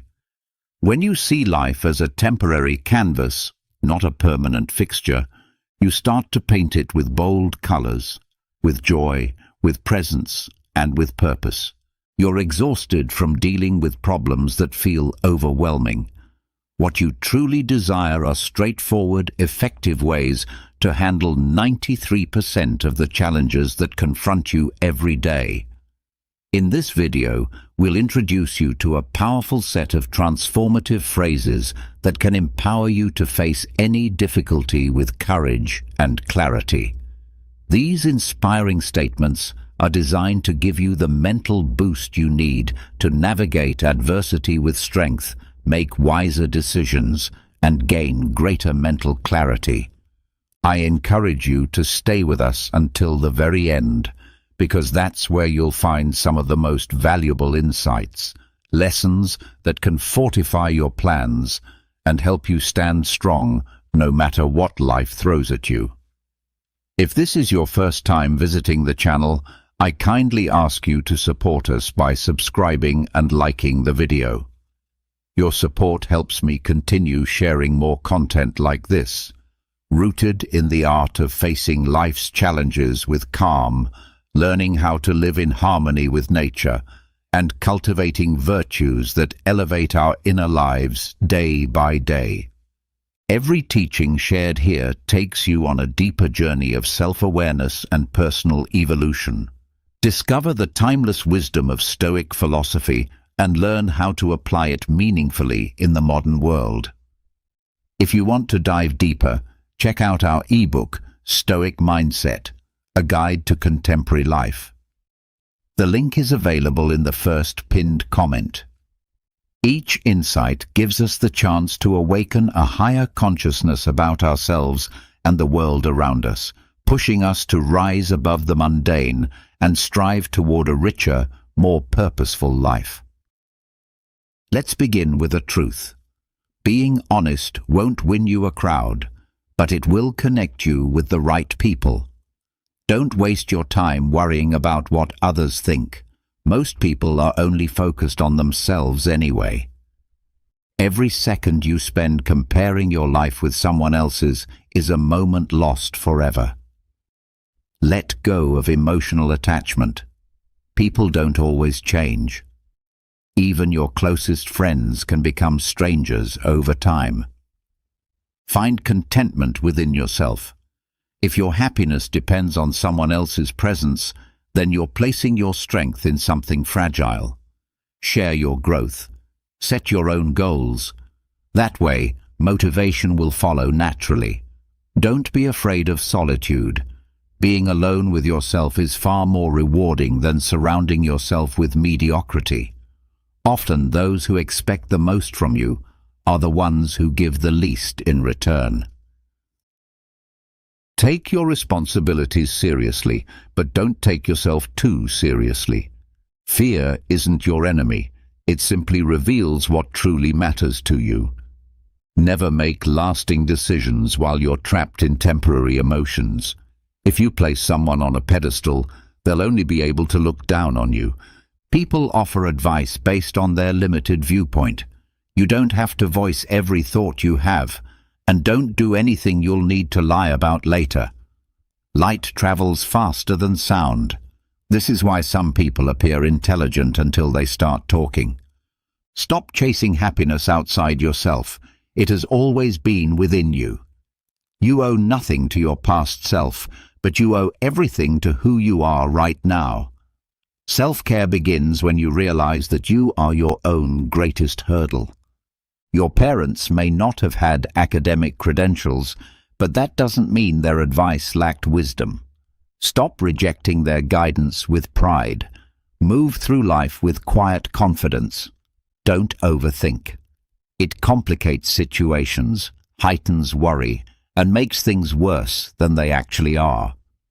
Before letting anger control you, ask yourself if what's upsetting you will matter in 10 years. Your body is the only one you'll ever have. It's incredibly strong, but it can only return what you give to it. If someone makes a big show of telling the truth, you can bet they're not being honest. Your power lies in what you choose to do with your time. You'll never mess up your role in life by being authentic. Don't compare your behind the scenes to someone else's highlight reel. Missing someone doesn't mean you need to bring them back into your life. Sometimes missing them is just part of letting them go. You may first be drawn to a partner's appearance, but one day you'll realize it's their character that shapes the life you share, especially the kind of children you raise. You can't have everything. Life requires sacrifice. To find out who your true friends are, pay attention to who speaks positively about you behind your back, and truthfully, to your face. Letting go is incredibly hard, but it's also one of the most liberating things you'll ever do. The more you confront fear and collect victories over it, the more fearless you'll become. Don't make someone your priority if they treat you as an afterthought. If you try to be everyone's friend, you'll end up betraying yourself. You were born with 2 ears and 1 mouth. Use them accordingly. The most powerful truth you must embrace is change. You don't live just once. You live many lives within this one lifetime. Life becomes more beautiful and fulfilling when you learn to see the good in others. You can cut down all the flowers, but you can't stop spring from coming. Let people's actions speak louder than their words. They will always show you more through what they do than what they say. Everything you do connects to something else. Those dots will one day form a pattern that gives you understanding and direction. Commitment gets you started. Consistency moves you forward, and persistence ensures you don't stop. You can fall in love more than once. So don't fall apart when someone leaves. Sometimes, that's life's way of making space for something better. If someone tries to bring you down, it's a sign you're above them. Don't make promises you don't intend to keep. What means little to you might mean everything to someone else. Going back to an ex is like showering and then putting on your old, dirty clothes.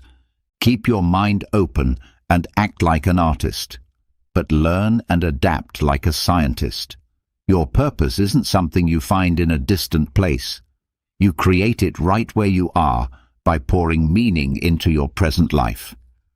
Everything can change in a single moment, so rather than coasting through life, appreciate every moment and do as much good with it as you can. You become truly rich, not through possessions, but through meaningful experiences. Don't overthink. Act.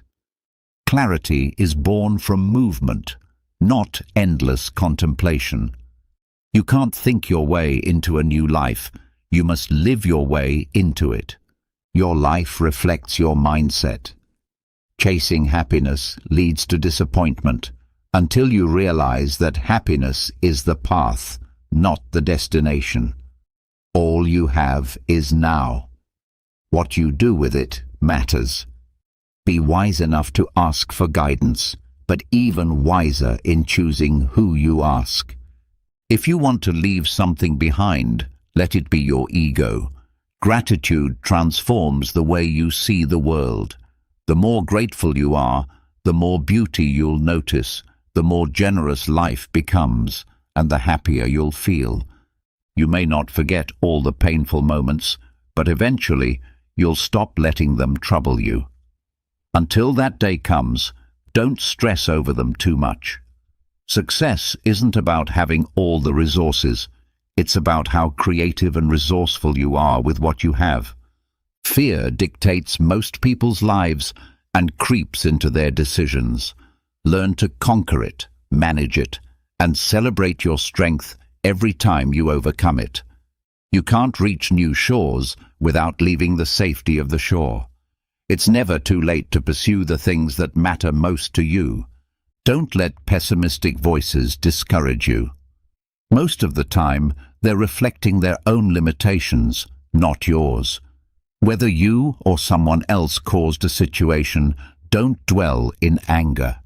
Meet the challenge. Others will always project their own fears and doubts onto you, so build mental armor to protect yourself from their noise.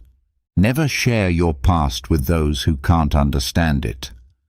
It holds meaning only you truly grasp, and some people might misuse it. Your future can be completely different from your present if you take action. But if you keep crying about what's not working today, tomorrow will be no different.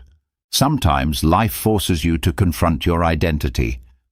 But if you never stop to reflect, you may never discover who you truly are. Life won't go as planned, and that's not just okay. It's often the best thing that can happen.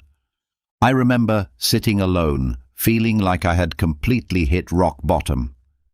But it was in that dark moment that I crossed paths with people who shared powerful lessons with me, lessons that helped me rise again. And perhaps these same lessons are what your heart needs right now. People aren't necessarily for you or against you, they're simply for themselves. What lies ahead is often better than what's already behind you. Sometimes you have to walk away, let go of certain people, and allow relationships to come to their natural end. Your real friends? They show up when you're at your lowest. The only way out of pain is through it. And believe me, you're much stronger than you give yourself credit for. You've made it through every hard day you've ever faced, undefeated. No one will ever take care of you the way you can take care of yourself. Once you confront your fears, you'll see they were never as terrifying as you imagined. Challenges will arise. Miracles will too. If you believe you can, you're already halfway there. Not every person you meet will have pure intentions. On the days when motivation escapes you, those are often the days you need to push yourself the most. The only things truly within your control are your thoughts, actions, and emotions. Trying to change others rarely works. Difficult experiences often mold ordinary people into extraordinary versions of themselves. The future belongs to those who hold on to the beauty of their dreams. Sometimes the only way to discover your true path is to let the winds of change carry you. Never stifle your own growth for the sake of anyone else. Pain is a part of life, but suffering is something we choose. You are braver than you believe, stronger than you seem, and far wiser than you know. Trust yourself. You've survived so much already, and you will survive whatever comes next. Often, we don't realize how strong we are until being strong is our only option. Change isn't something to fear. It's an invitation to really live. Whether we grow stronger or more miserable, both require effort. So choose the effort that uplifts you. Set expectations only for yourself. Life doesn't always play fair. Sometimes liars and cheaters seem to get ahead, but even when it all looks hopeless, keep fighting, keep hoping, keep wishing. Change doesn't happen by chance. It happens by making new decisions and putting in the hard work. Honesty is a rare and valuable gift. Don't expect it from people who treat life cheaply. When your patience is rewarded, you'll look back and realize the wait wasn't long at all. You must learn to love yourself before you can truly love others. When pain comes, it's there to teach, not to torment you pointlessly. Wisdom often stems from experience, and experience often comes from making poor choices. Don't allow your past memories to confine your future potential.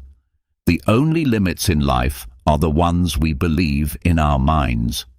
Rather than wishing obstacles away, we need to face them with courage. Letting go isn't a one-time decision. It's a daily practice. The hardest roads often lead to the most beautiful destinations. Eventually, you'll reach a point where you'll need to either turn the page, write a new story, or close the book completely. When you emerge from a storm, you won't be the same person who walked into it. Courage is the foundation of all virtues. Without it, you can't consistently practice any other. Most people will disappoint you the first chance they get. It's not falling into the water that drowns you, it's staying there. There is only one risk in life that should truly terrify you: the risk of doing nothing. Every new chapter in your life will demand a new version of you. Take the first step with faith. You don't need to see the whole staircase. Just trust in the next step. Don't let anyone convince you that you don't deserve what you want. Life's biggest danger is in being too cautious. The most crucial lesson: learning how to push through bad days so that better ones can be built. Let your self-improvement consume you so much that you have no time to criticize others. Many people unnecessarily complicate their lives, as if life isn't already complicated enough. One of the hardest lessons is accepting that not everyone wants what's best for you.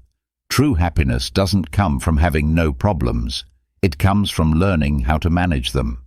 Sometimes we must experience absolute despair before we can truly feel overwhelming joy. Hard times are often hidden blessings, even though they bring suffering. But eventually, they make us wiser and stronger. Running through imagined scenarios in your mind is futile. Reality will always be different. People will enter and leave your life, and often those you thought would stay forever become fleeting memories. Healing happens at the pace of your forgiveness. A little madness helps us enjoy life, while a little wisdom helps us avoid mistakes that could make it harder. Tough times don't create heroes. They reveal the hero already inside of you. Happiness isn't the absence of difficulty, it's the resilience to face it. The most courageous thing any of us can do is to step out of our old stories and into the lives we were meant to live. Nothing will ever change for you unless you change. You may think you know someone, but often you only know the version you want to believe in. It takes time, but eventually you learn. Life doesn't give you anything without expecting something in return. Instead of wasting energy on what you can't control, focus on what you can build. Maturity is when you stop blaming, stop making excuses, and start making real changes. You won't always understand everything right away, and sometimes it's the goodbyes that set you free. The person you're meant to become is the one you choose to be. When you have a clear purpose, no one needs to push you. Your passion will drive you forward. Life changes for the better when you accept that you don't need all the answers, and you can drop the act of pretending you do. Knowing you are the reason behind someone's smile, or the reason someone believes in love again, that's everything. It's never too late to reinvent yourself. Some actions, no matter how persistent, bring bitter results. Sometimes you have to release parts of yourself in order to feel whole. Obstacles aren't dead ends. If you hit a wall, find a way to climb it, break through it, or walk around it. You might not always get what you want, but if you try, you just might get what you need. The first step to progress is deciding that you can't stay where you are. One of life's toughest lessons is knowing which bridges to cross and which to burn. Pay attention. Life sends you lessons when you're ready to receive them. Facing your emotions brings lasting peace, far more than suppressing them ever will. If you believe in something deeply, protect it. Be mindful of your thoughts when you're alone, and of your words when you're with others. If you don't live your life, someone else will try to live it for you. Be thankful for what you already have while pursuing what you want. If life teaches us anything, it's that wishing alone won't make something real. Sometimes you won't fit in, no matter how hard you try, and that's okay. Being alone is better than being somewhere you don't belong. Every journey has a final chapter. Don't rush. When one door closes, another opens. But if you stare too long at the closed one, you'll miss the one already open for you. Trust your instincts, even when everyone else is trying to change your mind. Never take people for granted. You never know how much they mean to you until they're gone. Never walk away from a real challenge. It's in those moments that life teaches you its most powerful lessons. You are the only one who can be both your biggest ally and your worst enemy. And that choice is yours. You can't control how others behave, but you can always control how you respond. Don't cry because something ended. Smile because it happened. Sometimes losing everything is what helps you discover who you truly are. People grow through experience if they're open to learning from their mistakes. Difficult moments show us that we're far more resilient than we imagined. Speak up for yourself. No one else will do it for you. And as much as you may want to help others grow, you can't force it. Eventually, a day will come when you realize it's time to stop trying and simply let go. There is no grand design, only the outcomes of your decisions. Be cautious even with your good intentions, for kindness has its limits, and some may exploit your generosity. You can choose to be a victim of your struggles, or you can rise above them and become the hero of your own life. The most valuable thing in this world is the time you share with those you love. Yet we often overlook that happiness doesn't stem from acquiring what we lack, but from recognizing and cherishing what we already have. Your future is simply your past that you've come to understand. You must be the one to help yourself. No one else can do it for you. Once you realize this truth, you will begin to feel a greater sense of control over your life. Worrying changes nothing about what's to come, and the quality of your thoughts is what determines the happiness in your life. To me, there is no better indicator of a sound and well-organized mind than a person's ability to pause and be content in their own company. The strongest defense against stress is our ability to choose one thought over another. I only speak when I'm certain that silence would not be a better option. All Hellenistic schools of philosophy, though differing in details, seem to define wisdom similarly, as the attainment of a tranquil and peaceful state of mind. From this perspective, philosophy serves as a healing agent for the human soul, addressing the fear and sorrow that plague us. For cynics, the burden lies in societal norms and restrictions. For Epicureans, it's the pursuit of false pleasures. For Stoics, it's the chase after selfish desires. And for skeptics, it's the reliance on mistaken beliefs. Even if each philosophy claims roots in Socratic thought, they all agree with Socrates that humanity is entrenched in misery and confusion, not because of external evils, but due to ignorance. Evil is not found in things themselves, but in the judgments we make about them. Healing comes only when individuals are persuaded to transform these value judgments. That is why all these philosophical paths aim to be therapeutic. Simplicity, patience, and compassion, these are your greatest treasures. When your actions and thoughts are rooted in simplicity, you return to your essential nature. When you're patient with both friends and foes, you adapt to reality. When you're compassionate with yourself, you reconnect with all life. What harms the hive cannot benefit the bees. Therefore, living justly in your own actions means acting in ways that serve the common good. This is what it means to fulfill your true purpose. Most people are not concerned with living nobly, but with living long, even though every person has the power to live with virtue, while no one has the power to extend life indefinitely. Just like a runner must give their best to win the race, it is wrong to trip a fellow competitor. Similarly, in life, it's acceptable to seek personal benefit, but it's unjust to take it from someone else.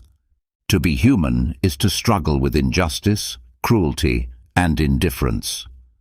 Virtue, on the other hand, is expressed through love, kindness, justice, charity, and a genuine concern for others. Whether in exile or at home, the brave face adversity without fear. That's why they possess the courage to speak their minds freely, regardless of where they are.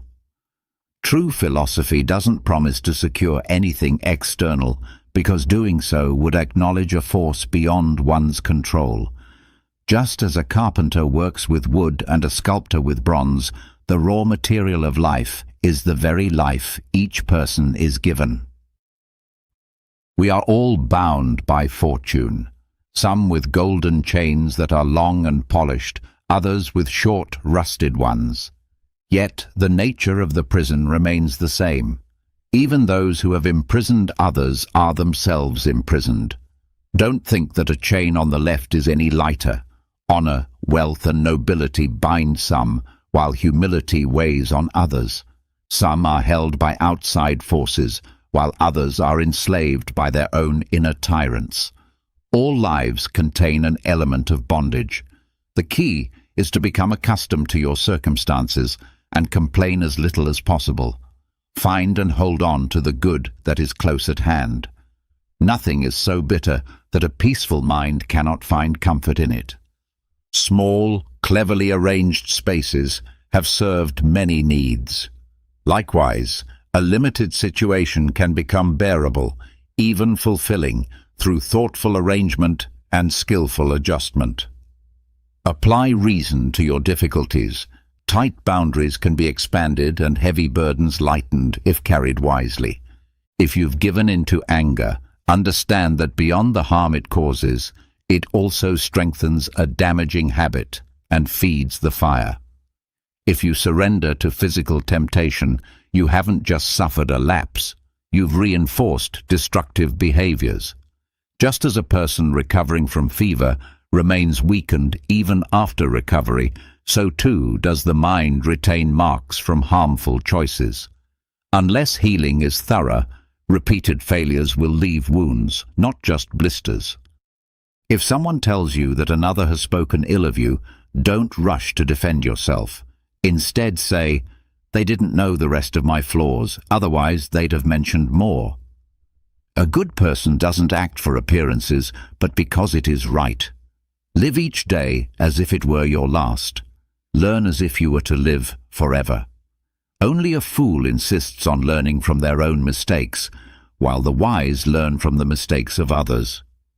When you light a lamp for another, it also lights your own path. If you can do what you love and find joy in it, you're already far ahead. When your work speaks for itself, it doesn't need to interrupt or seek validation. Progress lives just beyond the boundaries of comfort. I've realized that while words about your suffering may cause pain, silence from those who care can wound even deeper.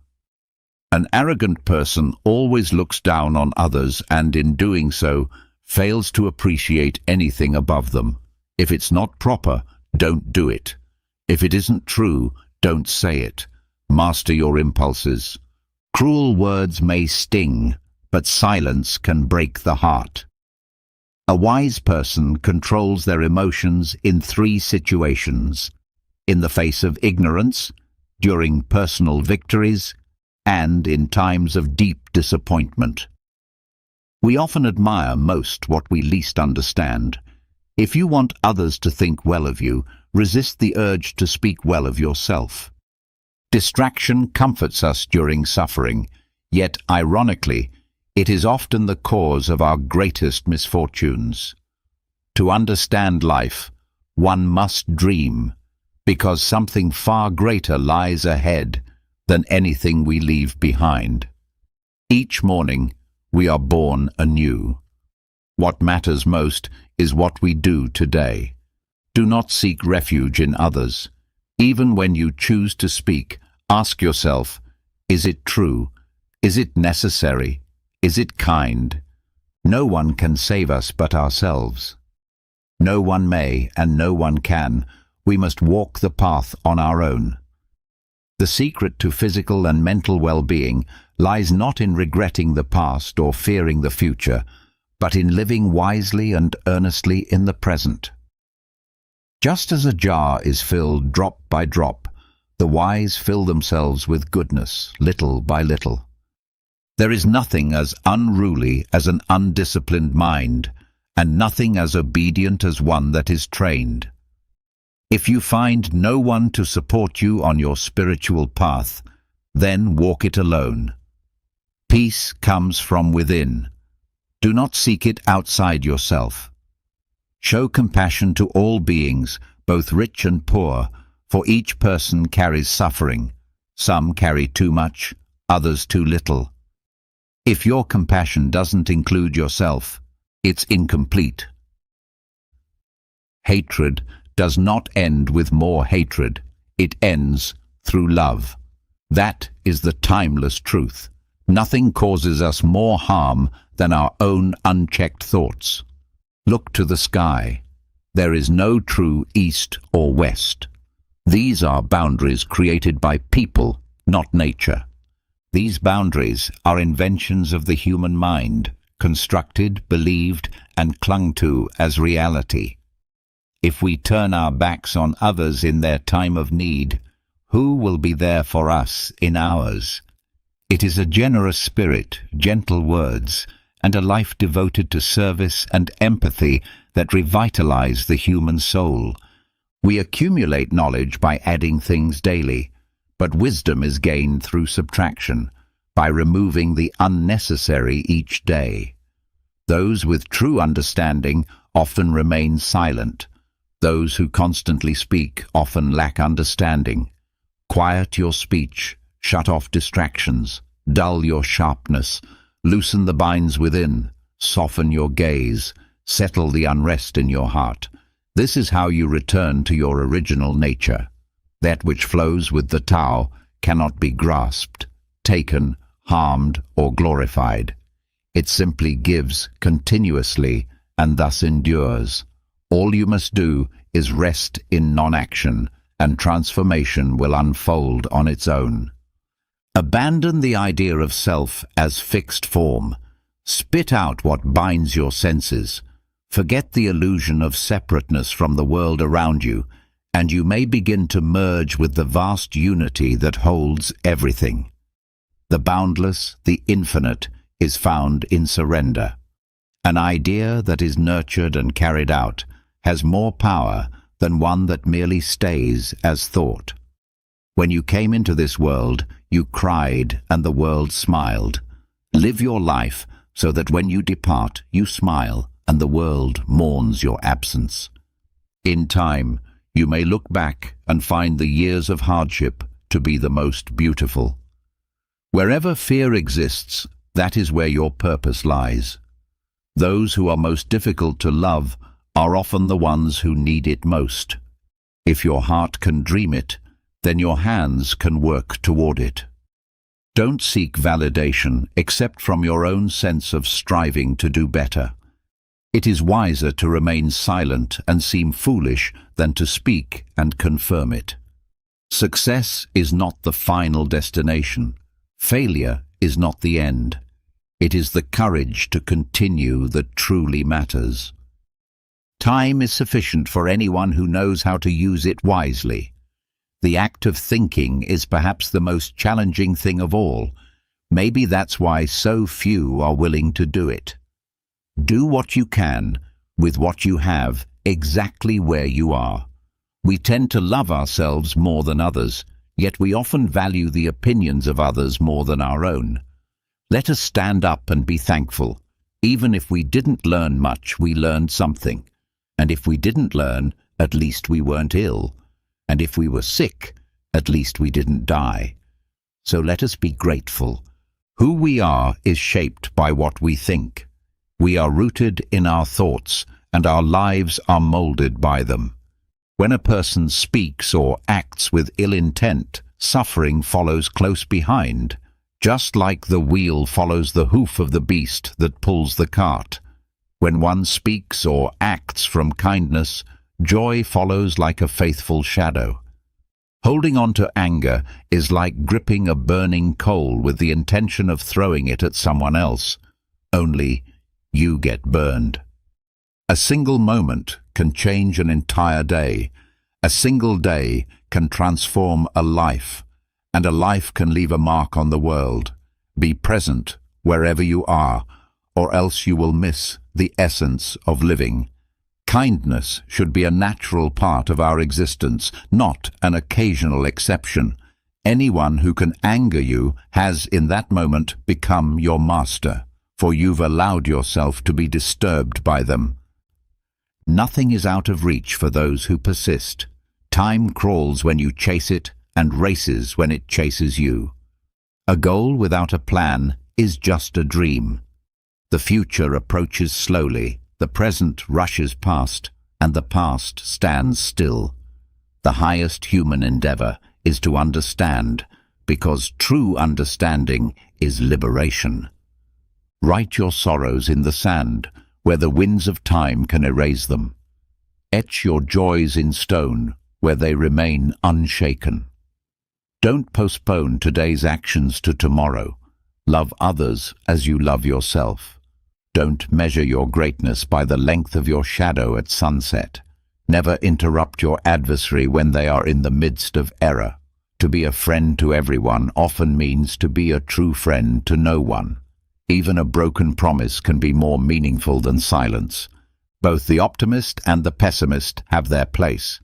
The optimist invented the airplane, the pessimist the parachute. A woman's intuition may often outmatch a man's certainty. Ignorance is the root and trunk of all suffering. He who isn't content with little will never find peace with more. Shadows appear on sunny days and vanish when the skies are grey. Search for them, and you will not find them. Understanding a question is already half of the answer. What we know is a single drop. What we don't know is an ocean. Become the change you want to see in the world. Perfection isn't reached when there's nothing left to add, but when there's nothing left to take away. Simplicity is a sign of maturity. He who controls the past holds sway over the future. He who controls the present rewrites the past. Feign weakness when strong, and strength when weak. Time, like money, must be spent wisely. If you want to forget something, just remind yourself it must be remembered. Ironically, that's the surest way to forget. At some point, everyone must face the banquet of consequences. The value of a gift lies not in what is given, but in the intention behind it. In what we fear, we act like mortals. In what we desire, we act like we'll live forever. If a man doesn't know where he is sailing, no wind will be favorable. We live as though we have endless days ahead, rarely acknowledging our frailty. We squander time as if we have unlimited reserves. though any day we devote to something could very well be our last. The soul reflects the color of its thoughts. We often carry resentment and disappointment with the world around us, its people, its history, its systems. But the world simply is, not how we wish it to be, but as it exists. When we resist this reality and impose our expectations on it, we encounter internal friction, and from this, suffering is born. The greater the gap between our reality and our expectations, the greater the tension we experience. Learn to accept life, to embrace fate and all that it offers. This is the Stoic principle of amor fati, to love one's fate. After all, it is destiny that grants us the gift of life and experience. Attachment is the root of suffering. Your purpose is to discover your own path and then give yourself to it completely. No fire burns hotter than passion. No predator is more dangerous than hatred. No trap is as binding as ignorance. No flood is as destructive as greed. Do not dwell on the past. Do not chase dreams of the future. Keep your mind grounded in the present, and joy will never be far away. Gratitude is the gateway to contentment. Beneath it all, you are simply a part of the very fabric of existence. I've come to understand that both the past and the future are illusions, constructs that only exist in the now. The present is all there is. You are the universe, observing and experiencing itself. The only way to navigate change is to flow with it, to become one with it, to dance with it. The scholar accumulates knowledge daily, but the one who seeks awakening unlearns something every day. The hermit knows, if you retreat into the silence of nature, far from distraction, you will discover your deep connection with everything that is. If my awareness of the past and future reduces my awareness of the now, then I must question whether I'm truly alive in the real world. Meditation teaches that the essence of life is always available in the present moment. The only wisdom you'll find at the top of the mountain is the wisdom you brought with you. Cloudy waters settle best when left undisturbed. Every intelligent person seeks to understand what drives them, yet we're all mystified by how hard it is to truly know ourselves. When questions remain forever unanswerable, we must suspect that they were wrongly asked. You'll be less anxious once you stop fearing anxiety. The same is true for guilt. If your goal is only to make money, you'll waste your life doing things you dislike, just to continue doing more things you dislike. That is a senseless way to live. When you try to control another, you simultaneously give that person power over you. Things are simply as they are. When we look into the night sky, we do not criticize stars for being misplaced. We do not judge constellations for being disordered. Philosophy arises not from cosmic order, but from humanity's restless curiosity about existence. It is the product of our yearning to understand life through the lens of reason. Yet, the concept of amor fati, the love of fate, is often misunderstood. Many confuse it with passive surrender, believing it means accepting the world's evils without resistance, silently tolerating the injustices around us. But this misrepresents the essence of Stoic wisdom. To accept reality is not to submit to it. Rather, it is to train ourselves to see the world clearly, free from personal bias or illusion. Acceptance is not passivity. It is the cultivated ability to see things as they are, not as we wish them to be. When we learn to observe life without the haze of our own prejudices and expectations, we begin to grasp the truth of our circumstances. This clarity enables us to discern what lies within our control and what does not. Armed with that understanding, we can direct our will where it matters, first inwardly to shape our character, and then outwardly to influence the world if and when it is possible to do so for the better. If you truly wish to free yourself from the burdens that trouble you, you don't need to be in a different place. You need to become a different person. Genuine contentment lies in embracing the present moment, unburdened by anxious dependence on what may come. Rather than being carried away by hope or crippled by fear, we must learn to be satisfied with what we already have. That suffices. The one who lives this way desires nothing more. The deepest treasures of humanity are not external. They are found within and are within reach. A wise person accepts their fate, whatever form it takes, and asks for nothing beyond it. What then is a happy life? It is a state of mental freedom, a mind that is unshaken by fear or temptation, elevated in thought and firm in purpose. It is a mind that regards virtue as the only true good, and cowardice or corruption as the only real evil.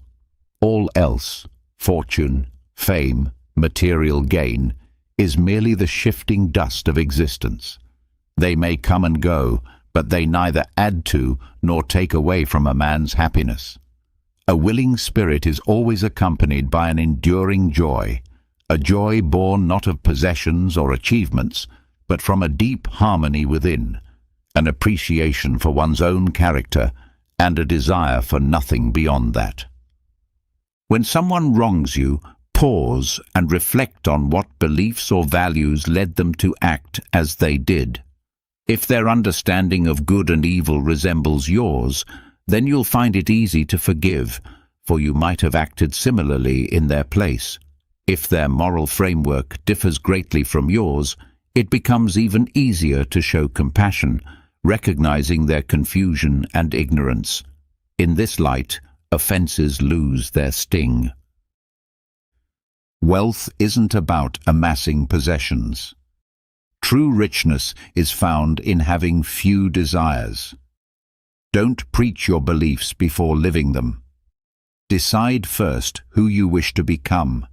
Then let your actions follow that intention. If someone can provoke your anger, they've gained power over you, but only because you granted it. No one can disturb your peace unless you allow them to. There's only one sure path to happiness. Stop worrying about what lies outside your control. If something external distresses you, remember, it's not the thing itself that causes pain, but your judgment of it. And you always have the power to change that judgment. The greatest obstacle to fully living is our fixation on tomorrow. We spend our days waiting for life to begin while it passes us by. We fret over the whims of destiny and neglect what we can actually influence.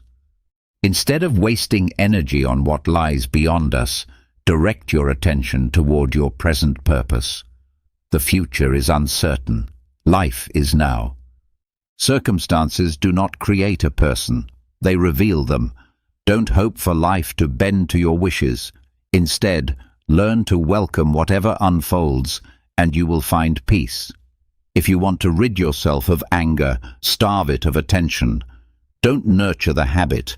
Catch it in its infancy. Remain silent at first, and keep count of the days you go without losing your temper. Perhaps you'll begin by enduring 1 day, then 2, then 3.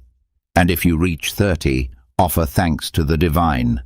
When rising from bed feels like a burden, remind yourself, you were born for this. You were made to fulfill your purpose, not to lounge under blankets and hide from duty.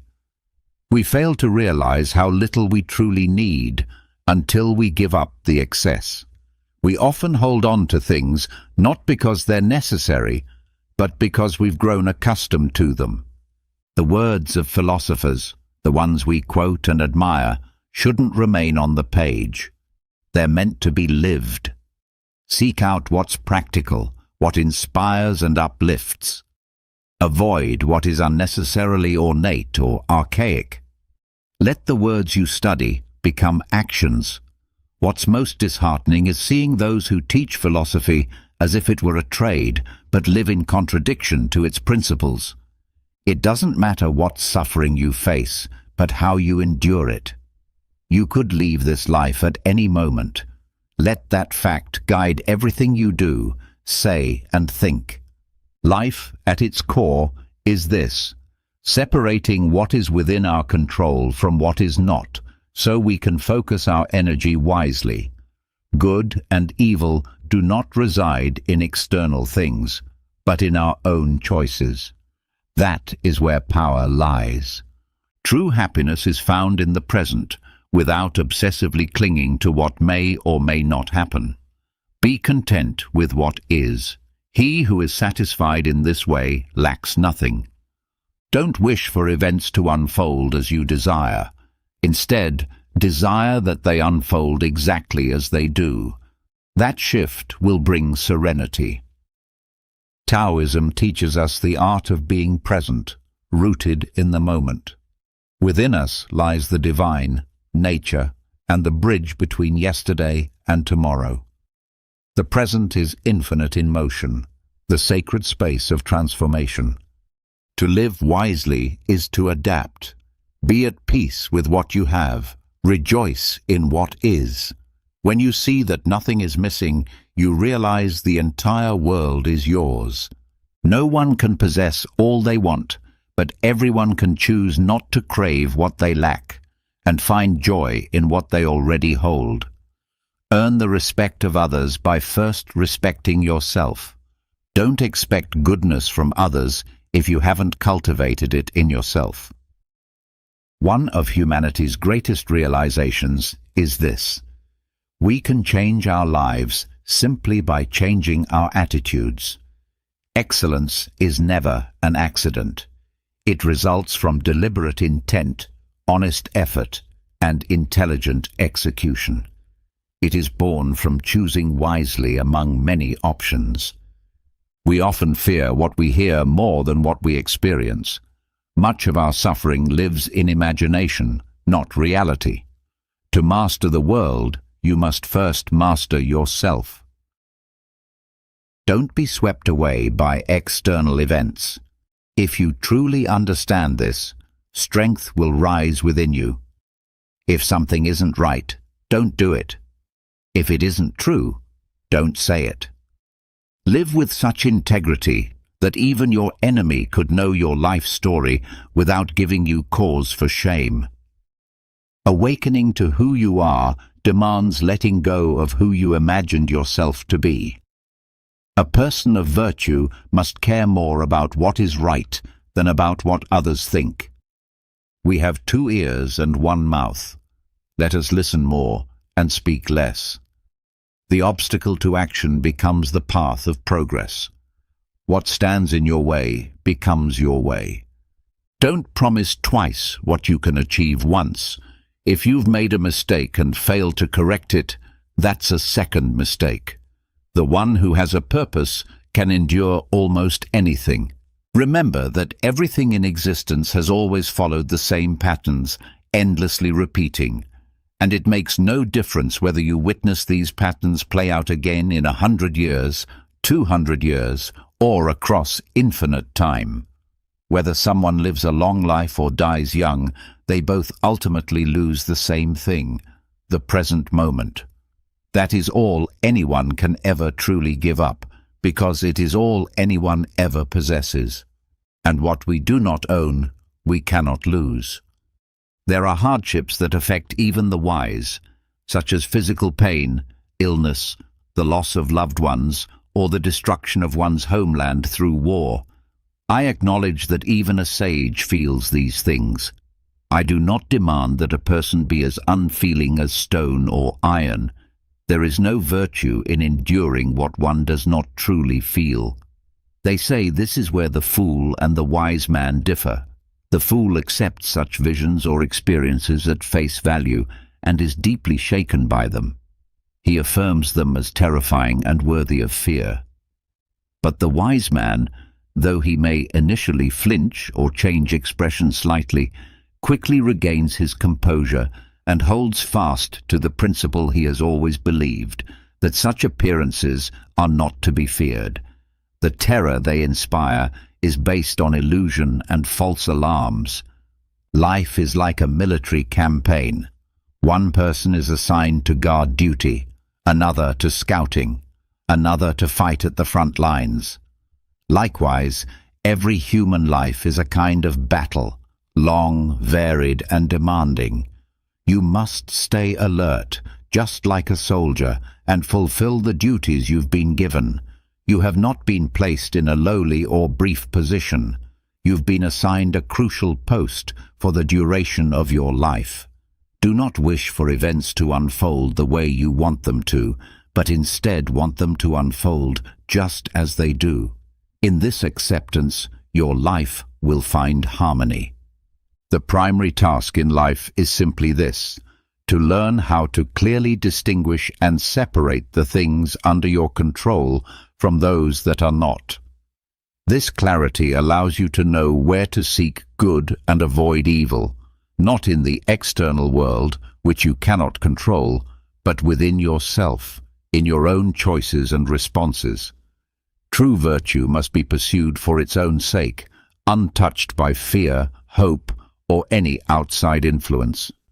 That pursuit is the essence of happiness. What then is the art of being good? How is it achieved? It lies in understanding universal principles and in shaping one's own constitution accordingly. Of all the things within our control, the most precious and noble is this: the right use of our impressions. We should concern ourselves only with what lies within our power, and entrust all that lies beyond our grasp to the natural course of the universe. It is not things that disturb us, but the beliefs and judgments we form about them. The uninstructed person blames others for their own suffering. The one who has begun to be instructed blames only themselves. And the one who is truly wise no longer blames anyone, not others, not even themselves. Man should not go about asking what the meaning of life is. Instead, he must realize that life is asking him for a response. Every person is questioned by life, and the only valid reply is found in the way we live. We answer life through responsibility, by taking full ownership of our actions, thoughts, and responses. Let your eyes see only what they see, not what others would have you see. Let your ears listen freely to what they naturally hear, not to what others demand you hear. Let your mouth express your thoughts without being shackled by the fear of approval or disapproval. Allow your mind to think independently, free from the pressure of others' expectations. If your senses and your mind are denied the ability to function naturally, then they are being robbed of their essential rights. If you are unable to think, feel, or act freely, then your body and soul are being wounded. Cast off these burdens, and you will begin to truly live. Be careful what you nourish your dreams with. If you feed them with fear and worry, you will grow weeds that choke the life out of them. But if you nurture them with hope, optimism, and solutions, you will cultivate success. Stay ever aware of how problems can be transformed into opportunities. Stay vigilant in finding ways to support and feed your dreams. The nature of life itself is transformation. From the first shifts in the universe, the simplest elements joined to form clouds, which became solid bodies, which eventually produced the building blocks of life. These elements created living forms, and the cycle of birth and death began. Over countless ages, they configured into the precise form needed to bring you and me into being. Our lives are the crest of a wave in the ongoing cycle of formation, experience, and dissolution. And when we dissolve, the atoms of our being reorganize to make room for new life to come into existence and enjoy this experience. And so it continues, forever. The nature of the cosmos is change, from the vastness of galaxies to the tiniest particles.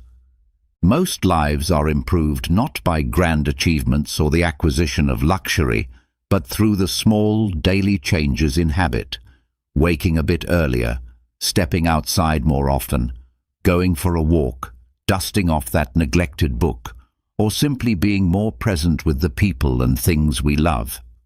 Though major accomplishments can also bring meaning, happiness is usually born of steady, mindful habits built over time, not fleeting moments of excitement. There's a delicate balance in how we engage with the future and the past.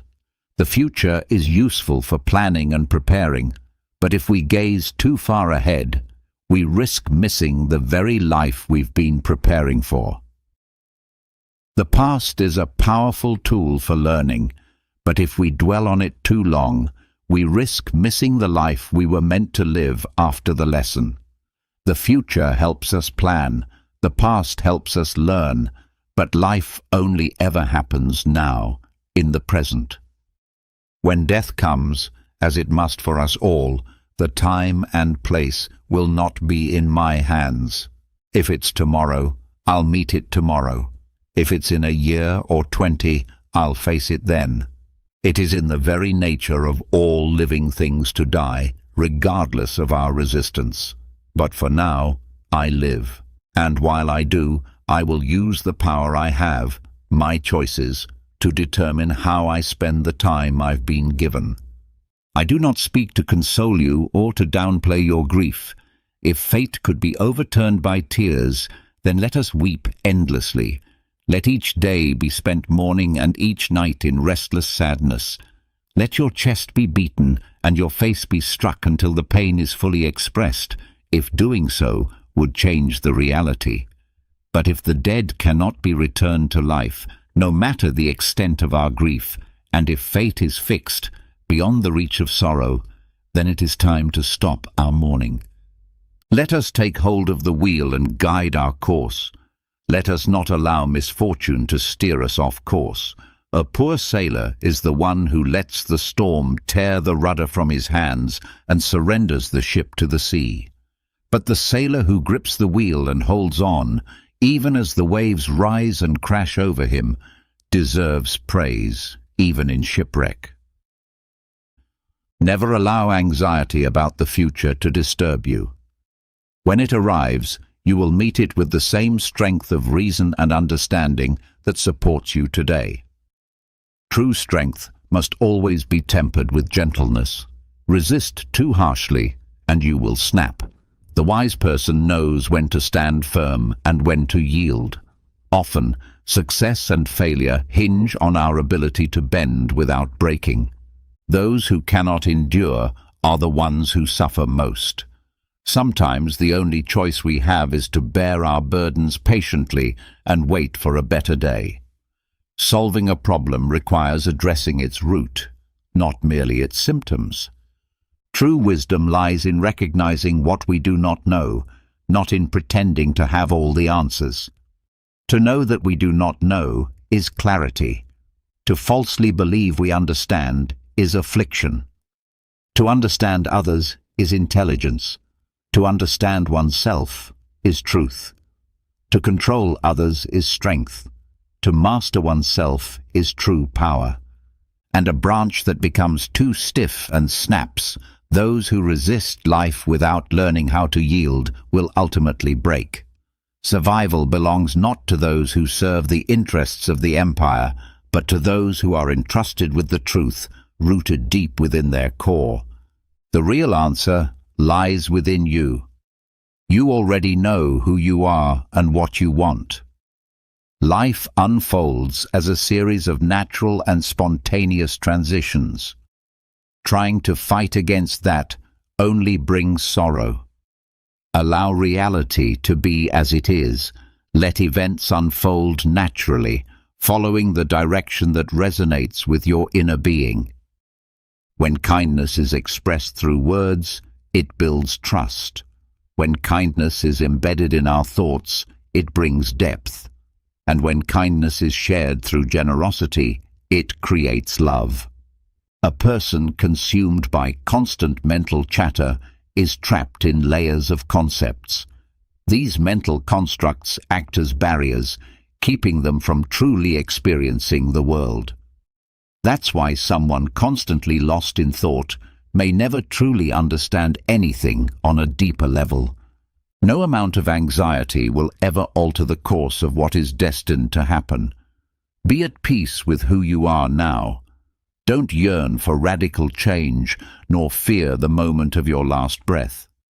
Don't anxiously await its arrival. Instead, reflect on this truth. In a short while, you will no longer be anyone, anywhere, or anything. All that you see around you will fade away, and those who exist now will also vanish. Everything is created by nature to transform, to shift, and to pass on, so that new things may emerge in an endless flowing cycle. Ultimately, whether there is a divine force guiding it all or everything is governed by chance. Everything remains as it should be. Do not let the randomness of life control you. Instead, learn to rise above it. So, I strive for the best while staying prepared for anything. Whatever happens, I accept it as sacred, natural, not something foreign or hard to handle, but something familiar and manageable. There is only one true path to happiness. Stop worrying about what lies beyond your control. A fulfilling life is only possible when we learn to tame our desires and see how fleeting and shallow they truly are. No person is truly free unless he governs himself. True wealth isn't found in having many possessions, but in needing very little. If someone doesn't appreciate what they already have, even owning the whole world won't make them happy. When your thoughts, your words, and your actions are aligned in harmony, life becomes simpler, and anxiety and fear begin to disappear. It is time to stop being idle. If you aspire to become someone extraordinary, then you must commit to growth. If your aim is wisdom, then clearly define the type of person you want to become. If you're truly in search of truth, you won't chase victory by any means necessary. And once you've discovered truth, you won't fear being proven wrong. Let silence be your default setting, and when you do speak, let it only be what is truly needed. Above all, begin by knowing who you are. Then, guide yourself toward the person you desire to become.